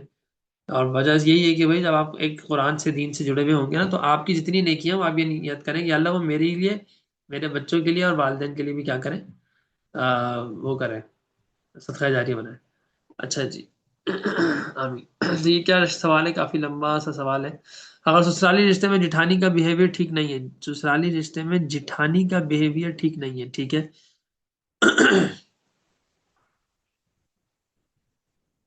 لیکن ہسبینڈ کی بھابھی ہے، ہسبینڈ کے بھائی کی ڈیتھ ہوئی ہے۔ ہسبینڈ کی بھابھی کون ہے؟ ہسبینڈ کی بھابھی، اچھا ٹھیک ہے، وہی جو جٹھانی ہے وہ ہسبینڈ کی بھابھی ہے، ہاں ٹھیک ہے۔ ہسبینڈ کے بھائی کی ڈیتھ ہو گئی ہے، ہسبینڈ کی بھائی کی، ٹھیک ہے، ڈیتھ ہو گئی نا۔ ہسبینڈ کہتے ہیں کہ میں بھابھی کے دکھ درد میں کھڑا ہوں گا، بٹ بیوی کے اکارڈنگ ان کو بچنا چاہیے، کیونکہ ان کی بھابھی نے بہت سے گھر خراب کیے ہیں۔ اب وائف منع کرتی ہیں ان کو، تو وہ الٹا وائف پر غصہ ہوتے ہیں، تم میرے رشتے ختم کر کے، اچھا کہ تم میرے رشتے ختم کروا رہی ہو۔ دیکھیں، جو ان کی جو بھابھی ہے نا، جو بیوی کی جٹھانی ہے، ان کی ذمہ داری نہیں ہے وہ بھابھی، ٹھیک ہے، وہ ان کی ذمہ داری نہیں ہے، وہ ان کے بھائی کی ذمہ داری تھی، ان کا انتقال ہو گیا، تو اب وہ اپنے بھائی کی ذمہ داری ہے۔ وہ جٹھانی صاحبہ کی ذمہ داری کون اٹھائے؟ ان کے باپ اٹھائے، ان کے والد صاحب اٹھائے، اور اولاد ہے تو بیٹا اٹھائے۔ ٹھیک ہے، وہ جو یہ جو آپ جو ایک جو صاحب ہیں جن کے جو دیور ہیں ان کی ذمہ داری نہیں ہے۔ ٹھیک ہے، یا تو یہ کریں کہ پھر ان سے نکاح کر لے لیکن اصل میں آج کل نا دوسری شادی کرنا تو خیر اتنا آسان نہیں ہے، لیکن پھر بھی کر تو لیں، کچھ نہ کچھ لوگ کر دیتے ہیں، لیکن اس کو سنبھالنا بہت مشکل ہے۔ وہ ایک شادی سنبھالنا ان کے لیے مشکل ہوتا ہے، وہ دوسری بھی اور شادی پلیز یہ میسج وائس نوٹ کر دیں پلیز جزاک اللہ۔ اچھا ٹھیک ہے یہی ویڈیو بھیج دیا گا، اس کا لنک آپ کے پاس آ جائے گا، اس کو بولیں گے بھائی آخر میں سن لیں تو وہ وہ ہو جائے گا۔ تو بہتر یہی ہے کہ وہ ان کا خیال ان کی ذمہ داری نہیں ہے بھائی، وہ بیوی کا خیال رکھے نا۔ ہاں، بیوی کا مکمل خیال رکھنے کے بعد بھی اگر کچھ ٹائم بھی بچ رہا ہے اور کچھ پیسے بھی بچ رہے ہیں، اور وہ ہمدردی یا صلہ رحمی کے لیے اپنے مرحوم بھائی کی بیوہ کو کچھ اگر وہ دینا چاہ رہے ہیں تو ٹھیک ہے، بالکل دیں، لیکن زیادہ کلوز ریلیشن شپ نہیں ہو، کیونکہ اس سے پھر فتنے بھی ہوتے ہیں اور پھر بڑے مسئلے مسائل ہوتے ہیں، اور مطلب وہ بہتر نہیں ہے۔ بھائی یہ خیال وہ بھائی کو اپنی بہن کا آتا ہے، یہ خیال وہ بھائی کو اپنی ماں کا آتا ہے، وہ جو میاں جی ہیں پیسے سے نہیں ویسے ہی تو ٹھیک ہے، مورل سپورٹ، کیا وہ یہ مورل سپورٹ اپنی ماں کے لیے، اپنی بہن کے لیے، اپنی بیوی کے لیے، اپنی بیٹی کے لیے کر رہے ہیں؟ عموماً اپنے ان رشتے داروں کے لیے تو کر نہیں رہے ہوتے، یہ دیورانیوں، جٹھانیوں، بھابھیوں، فلاناؤں ڈھمکاناؤں، ان کے چکروں میں بڑی ہمدردی آ رہی ہوتی ہے۔ کیوں؟ وہ اصل میں ساری جو ہے نا فتنے کا ایک شروعات ہوتی ہے کبھی کبھی۔ تو اس لیے بہتر یہی ہے کہ اس کو اس طرح سے نہ ڈیل کیا جائے، بلکہ اس کو صحیح طریقے سے وہ بیگم کے ذریعے سے ہی پیسے دے دینا، اور اگر مورل سپورٹ ہے تو بالکل کریں، جہاں وہ حق ہے وہاں کریں، تو وہ تو اپنی بیوی کا بھی کرے گا، اپنی ماں کا بھی کرے گا، اور بیوی اور بھابھی میں کلیش ہو رہا ہے تو وہ حق کا ساتھ تو ضرور دے، لیکن اس کا یہ مطلب تھوڑی کہ وہ بیوی کے خلاف ہو جائے۔ ٹھیک ہے، اور بیوی کو بھی بہت زیادہ وہ کرنے کی ضرورت نہیں ہے خواہ کہ بھائی اگر وہ دونوں میں دیکھیں، یہ تو اندرونی معاملات ہوتے ہیں نا، پھر تو انڈیویجول آپ الگ سے پوچھ لیں اگر کوئی اسپیسیفک سچویشن ہے تو اس میں اگر کوئی مسئلہ ہے، کوئی فتنے کا اندیشہ ہو رہا ہے، بیوی کو کچھ اور پرابلم ہو رہی ہے، تو وہ تو پھر ایک الگ چیز ہے۔ لیکن ایسا کچھ بھی مسئلہ نہیں ہے، دونوں کے ذہن بھی صاف ہیں، دونوں کا دل بھی بالکل صاف ہے، اور دونوں کا دور دور تک دوسروں کو بھی یہ لگ رہا ہے کہ دور دور تک کچھ نہیں ہو سکتا، اور ان کو بھی یہ ہے کہ دور دور تک کوئی ایسا ریلیشن نہیں ہو سکتا، تو پھر بہتر یہ ہے کہ وہ مورلی سپورٹ تو ٹھیک ہے کر لے، لیکن زیادہ فری نہ ہو۔ ٹھیک ہے، یا زیادہ ہی کچھ ہمدردی میں کچھ زیادہ ہی نہ جھک جائے، تو کیونکہ پھر وہ فتنے کا سارا دروازہ کھلتا ہے، پھر بڑے مسئلے مسائل ہوتے ہیں، اور پھر عام طور پہ کیا ہوتا ہے کہ اس طرح کی جذباتی کیفیت ہوتی ہے، شادی بھی کر لیں وہی نکاح کرنے میں کیا برائی ہے، نکاح ہی تو کیا ہے، ہمارے بھائی کی ہیں، بھابھی ہیں میری بہت عزت کی قابل ہیں، تو وہ کہاں ادھر ادھر بھٹکیں گی، اس زمانے میں کون ان سے شادی کرے گا، تو میں نے کر لی، اور وہ بھابھی صاحبہ بھی کر لیتی ہیں۔ اچھا، اب وہ شادی ہو گئی، اس کے بعد جو ہے وہ چل ہی نہیں رہے رشتے، سمجھ ہی نہیں رہا ان سے، سمجھ ہی نہیں آ رہا ان کو، دونوں کو ہی سمجھ نہیں آ رہا، پھر طلاق ہو گئی، اور اس طلاق سے پہلے جو ان کا اپنا گھر بسا بسایا تھا وہ اجڑ چکا ہے، تو ان کی دونوں بیویاں گئیں، اور وہ دونوں لڑکیاں بھی پریشان، دونوں خواتین بھی بعد میں پریشان۔ تو یہ جذباتی فیصلے نہیں ہوتے، اسپیسیفکلی سچویشن بتا کر یا تو مشورہ لے لیا جائے تو زیادہ بہتر ہے، اور بخر ورنہ یہ ہے کہ اس طرح کی چیزوں میں تھوڑا بچ کر ہی چلنا چاہیے، اور بہت احتیاط سے کام لینا چاہیے۔ مطلب عام طور پہ اس میں دال میں کچھ کالا ہوتا ہے کہ بھائی ضرورت ہی کیا ہے، وہ کیوں اپنی بھابھی کی اتنی زیادہ طرفداری کر رہے ہیں، کیا ایسا کیا مسئلہ ہے کیا کہ وہ اتنی زیادہ مورل سپورٹ بھابھی کی ان کو ساری فکر ہو رہی ہے، اپنی بیوی کی فکر نہیں ہو رہی ہے، اپنی ماں کی فکر نہیں ہو رہی، بہن بیٹی کی فکر نہیں ہو رہی، تو اس لیے تھوڑا سا اس میں خیال کرنا چاہیے۔ ہاں، اپنی بیٹی کی بھی فکر ہے، اپنی بیوی کی بھی ہے، اپنی بہن کی بھی ہے، اپنی ماں کی بھی ہے، ٹھیک ہے، بالکل بالکل کریں، ایسا بھی ہے، اور وہاں بھی بہت پاکیزگی کے ساتھ، مطلب یہ تو دیکھیں اندرونی معاملات ہیں، جب تک کچھ اسپیسیفک سچویشن واضح نہیں ہوگی تب تک میں بہت جنرلی جو بات ہو سکتی ہے میں نے کر دی ہے، لیکن اسپیسیفکلی کچھ سچویشن ہوگی تو پھر میں زیادہ آسانی سے زیادہ صحیح بات پھر میں بتا سکوں۔ ٹھیک ہے،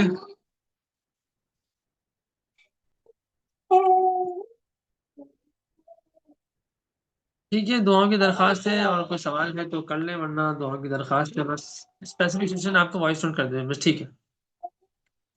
استاد جی، ایوری ڈے قرآن پاک پڑھنے کی روٹین بنانا چاہتی ہوں، تفصیلی کلاس کے علاوہ خود پڑھنے کی روٹین کیسے بناؤں؟ بچے ہیں، گھر کے کاموں میں ٹائم مینج نہیں ہوتا، فجر سے پہلے قرآن پڑھیں فجر سے پہلے تو کوئی ایسا کام، بیٹا بیٹا تو چپ کرا دو نا۔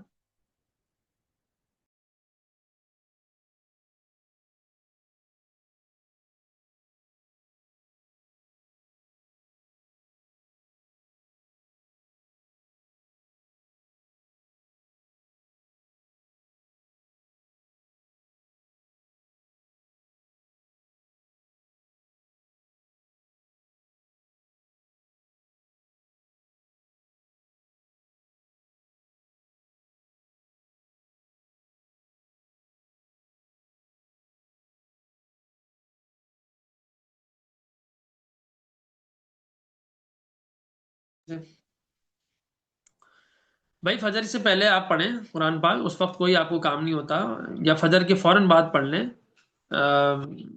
اس وقت تو سردیوں میں فجر ہو رہی ہے کافی لیٹ، تقریباً 7 بج کر کچھ منٹ تک وقت ہوتا ہے نا، 7:15 آئی تھنک 7:20 ایسی کچھ ہے، مجھے یاد تو نہیں ہے ایگزیکٹلی آخر وقت کیا ہے، لیکن ایک وقت اچھا خاصا ہوتا ہے، تو آپ اس سے پہلے تلاوت کر لیں، 6 بجے اٹھ جائیں، گھنٹہ تلاوت کر لیں۔ اچھا جی، میرے کزن کی ابھی ڈیتھ ہوئی اور اس کے ابو کل رات ہی امریکہ گئے ہیں۔ تو خیر پہلے میں قرآن کا بتا دوں، کہ چلیں سوال کو پورا کر لیتے ہیں۔ اور ابھی وہ راستے میں ہیں، پہنچے نہیں ہیں، تو اب کیا کریں؟ کیا اس کی باڈی کو سرد خانے میں رکھوائیں یا تدفین کر دیں؟ کوئی حکم ہے اس سے ریلیٹڈ؟ بھائی دیکھیں، جنازے میں تدفین میں جلدی کرنی چاہیے، دیر نہیں کرنی چاہیے، سمپل سا یہ حکم ہے۔ اگر انتقال ہو گیا تو تدفین میں دیر نہیں کرنی چاہیے، جلدی کرنی چاہیے۔ لیکن اگر کوئی بہت ہی قریبی رشتے دار ہے، جیسے باپ ہے، بیٹا ہے، تو اس میں اگر اس کا انتظار کر لیا جائے اور میت کے صحیح کیئر کے ساتھ میت کو رکھا ہے تو اس میں پھر اتنی قباحت نہیں ہے، لیکن وہ بھی بشرطے کہ 1 آدھ دن کا مسئلہ ہو یا آدھے دن کا مسئلہ تو پھر تو ٹھیک ہے، اور 6 6 دن 8 8 10 10 دن تک لٹکانا یہ ٹھیک نہیں ہے۔ اس کے یہاں کوئی بھی نہیں ہے، سب فیملی امریکہ میں ہے، ہاں تو ٹھیک ہے، تھوڑا سا انتظار کر لیں۔ اگر وہ بہت ہی قریبی رشتہ ہے، محرم یعنی کہ رحم کا، رحمی رشتہ ہے نا، میرے پھپھو کا بیٹا ہے، تو اگر وہ بہت ہی قریبی رشتہ ہے، یعنی جو بندہ آ رہا ہے جس کا انتظار کیا جا رہا ہے وہ بہت قریبی ہے، باپ ہے، بیٹا ہے، بھائی ہے، تو وہاں تو 1 آدھ دن یا چند گھنٹے رکنا ہے تو اس میں اتنا مسئلہ نہیں ہے۔ ویسے تو نہ رکنا بہتر ہے، لیکن اگر رکنا ہے تو اس میں بھی مسئلہ نہیں، کیونکہ بھائی وہ ولی ہے یا وہ بڑا ہے یا وہ اصل رشتہ دار ہے، تو اس کا ہی بغیر جو ہے وہ تدفین کر دی جائے تو پھر اس کے بھی دل کا بھی تو خیال رکھنا ہے نا، اور اس کا حق بھی بنتا ہے۔ ہاں جی جی، وہ چچا کے جو ہے نا وہ بیگم کے فلاں رشتہ دار ہے، وہ آ رہے ہیں، ان کے انتظار میں رکے ہوئے ہیں، بھائی ایسا نہیں ہوتا۔ یا چچا کے خالہ زاد بھائی کے بیٹے کے جو نانا تھے ان کے نواسے کے چاچا آ رہے ہیں، تو یہ اتنا نہیں ہوتا، بہت ہی قریبی رشتہ ہے تو باپ ہے، بیٹا ہے، تو چلو ان میں تو سمجھ میں آتا ہے، صحیح ہے، اس کے علاوہ نہیں۔ ابھی تو 5 بجے میں تو واپس آنے میں ٹائم لگے گا نا،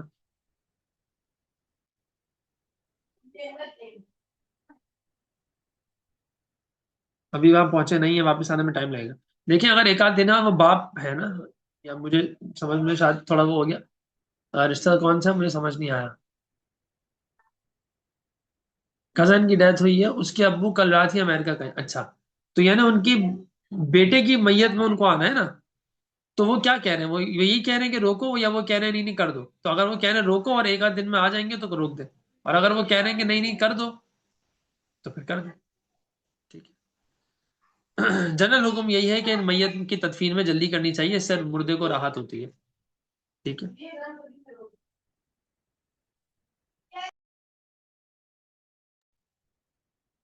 وہ تو پلین میں ہے، ان سے تو بات ہی نہیں ہوئی ابھی تک، او ہو، تو بس ایس پلین میں، اب کب تک پلین میں ہوں گے؟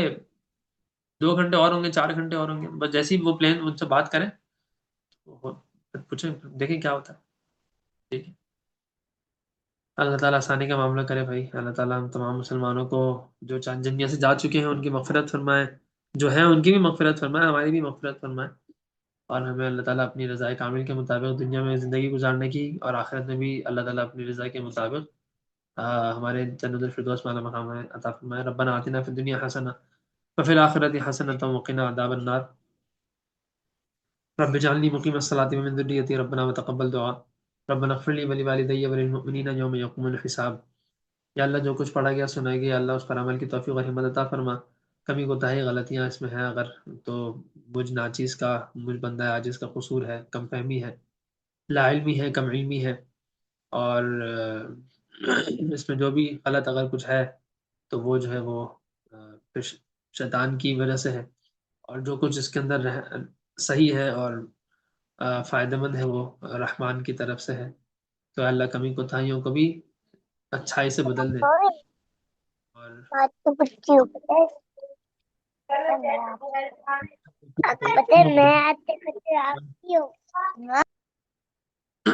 اور گناہوں کو ہمارے گناہوں کو بھی نیکیوں سے بدل دے، اور ہمیں نیک عمل کرنے کی توفیق اور ہمت عطا فرمائے۔ شعبان کا مہینہ ہے، ہم کوشش کریں کہ اللہ تعالی ہم سے دعا بھی ہے کہ شعبان کے مہینے میں آپ صلی اللہ علیہ وآلہ وسلم خوب دعائیں مانگا کرتے تھے، بہت زیادہ دعائیں مانگا کرتے تھے، مطلب دعاؤں کی بات میں کہہ دی، دعائیں تو ویسے ہی کرتے تھے لیکن روزے بہت رکھتے تھے، اور رجب سے شروع کر دیتے اللہم بارک لنا فی رجب و شعبان وبلغنا رمضان، کہ یا اللہ ہمیں رجب کے برکت عطا فرما، اور شعبان میں برکت عطا فرما، اور رمضان تک ہمیں پہنچا دے۔ تو شعبان اور رجب میں جو ہے نا وہ کام زیادہ کرنے کی عادت ڈال لیں، اور روٹین اپنی تھوڑی اس کے حساب سے پہلے سے تھوڑی سی ٹرین کر لیں۔ کچھ روزے رکھ لیں، شعبان میں آپ صلی اللہ علیہ وسلم بہت زیادہ روزے رکھتے تھے، تو رمضان کی ٹریننگ ہو جاتی ہے۔ اور پھر رمضان میں تو برکت ہی برکت ہوتی ہے وقت میں، تو رمضان میں بھی اور شعبان میں بھی خاص طور پر اللہ تعالیٰ کے لیے وقت کو زیادہ نکالیں، زیادہ خاص کریں۔ یہی تو ایک مہینہ ہوتا ہے رمضان کا، جس میں ہماری بیٹری اتنی چارج ہو جائے کہ 11 مہینے ہم چل سکیں، روحانیت اتنی قوی ہو جائے کہ 11 مہینے ہماری روحانیت کو تقویت حاصل رہے۔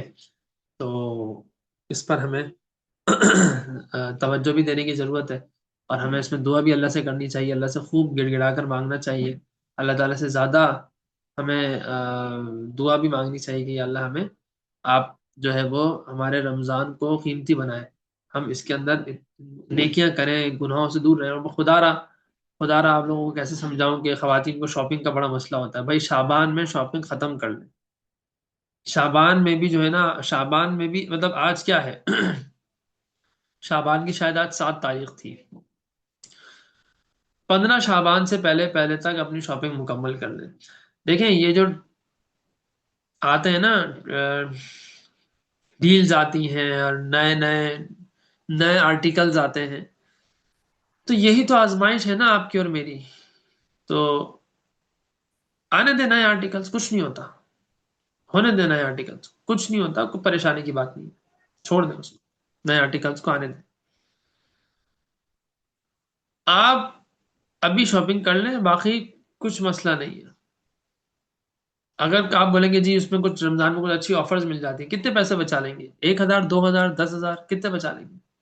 چھوڑ دیں، رمضان میں مت جائیں۔ حدیث میں آتا ہے سب سے بدترین جگہ اللہ کے نزدیک بازار ہے، سب سے، واش روم کو نہیں کہا، بازار کو کہا ہے۔ میں حیران ہوتا تھا، میں چھوٹا تھا تب سے سوچتا تھا یار یہ بازار کو کیوں کہا ہے، لیکن ہم تھوڑا بڑا ہوا تو سمجھ آ گئی کہ واش روم تو ایک ضرورت کی چیز ہے نا، تو وہ تو چلے جانا ہے واش روم میں، ہم کوئی خواہش ہوتی نہیں بیٹھے رہتے، بڑا مزہ تو نہیں آتا کہ واش روم جا رہے ہیں سکون سے، بس کیا مزہ آ رہا ہے واش روم میں کھڑے ہوئے آئینے کے سامنے کھڑے ہوئے، ایسا تو نہیں ہوتا نا۔ بلکہ آج تو اللہ معاف کرے بعض ایسے بھی نفسیاتی سمجھ کہوں میں کیا کہوں، خاص طور پہ خواتین میں بڑا یہ ہے کہ واش روم کے اندر جو ہے نا وہ تصویریں لی جا رہی ہوتی ہیں، واش روم میں بہت زیادہ ٹائم اسپینڈ کیا جا رہا تھا۔ بھائی مجھے تو سمجھ نہیں آتا، گن نہیں آتی کیا؟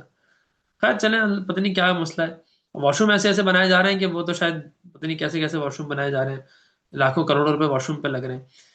تو خیر لیکن کہنے کا مقصد یہ ہے کہ وہ واش روم کو نہیں کہا، بازار کو کہا ہے، کیونکہ واش روم کے اندر تو آٹومیٹکلی بس گئے جلدی گئے بس جلدی سے آ گئے۔ بازار کا مسئلہ یہ ہے کہ وہاں ایسا معاملہ نہیں ہے نا، سب سے زیادہ واقعی بری چیز ہے بازار، اور یہ بالکل صحیح، اللہ کے نزدیک سب سے بدترین جگہ کیا ہے؟ بازار، اور سب سے بہترین جگہ کیا ہے؟ مساجد ہے۔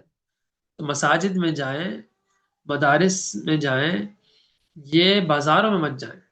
یہ بازاروں میں جا کر آپ سوچیں نا کہ کیا کرنا ہے، کیا اللہ تعالیٰ کیا شیطان کروائے گا، کیا آپ خود سوچ لیں، جس کو اللہ تعالیٰ فرما رہے ہیں سب سے بدترین جگہ ہے۔ اور رمضان کی بابرکت راتوں اور بابرکت دنوں میں بازار جاتے ہیں، اللہ کی ناپسندیدہ جگہ پہ جاتے ہیں، تو کیا برکت ہوگی اور کیا حاصل ہوگا؟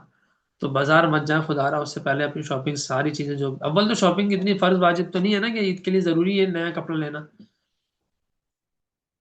میں نے ایک تحریر لکھی تھی، وہ میں انشاءاللہ شیئر کر دوں گا، لیکن وہ رمضان کے آخر میں لکھی تھی، تو میں اگر دیکھوں گا کہ وہ مناسب ہے تو وہ میں پہلے ہی شیئر کر دوں گا، تاکہ اس کے حساب سے پہلے سے بھی سوچ لیں، تھوڑا سا پلان بھی بنا لیں کہ آخر ہم رمضان کے ساتھ کیا کرنے والے ہیں۔ اور میرا یہ بھی ارادہ ہو رہا ہے کہ رمضان کو کیسا قیمتی بنائیں، کیسے بہتر بنائیں، اس پہ ایک ورک شاپ ڈیزائن کر کے جو ہے نا وہ میں لانچ کر دوں، تاکہ کچھ اس میں بھی کچھ فائدہ ہو جائے۔ تو خیر باقی اللہ تعالیٰ سے دعا ہے اللہ تعالیٰ ہمارے شعبان کو بھی قیمتی بنا دے، اور ہمارے رمضان کو، بلکہ پوری زندگی کو اللہ تعالیٰ ہماری پوری زندگی کو کیا کرے؟ قیمتی بنا دے۔ سبحانک اللہم و بحمدک، نشہد ان لا الہ الا انت، نستغفرک و نتوب الیک۔ دعاؤں کی درخواست ہے، وصلی اللہ تعالی علی خیر خلقہ محمد وعلی آلہ واصحابہ واتباعہ اجمعین، آمین بحرمت سید المرسلین و برحمتک یا ارحم الراحمین۔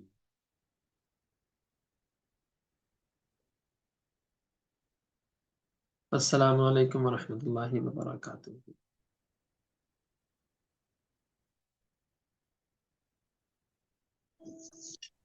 وعلیکم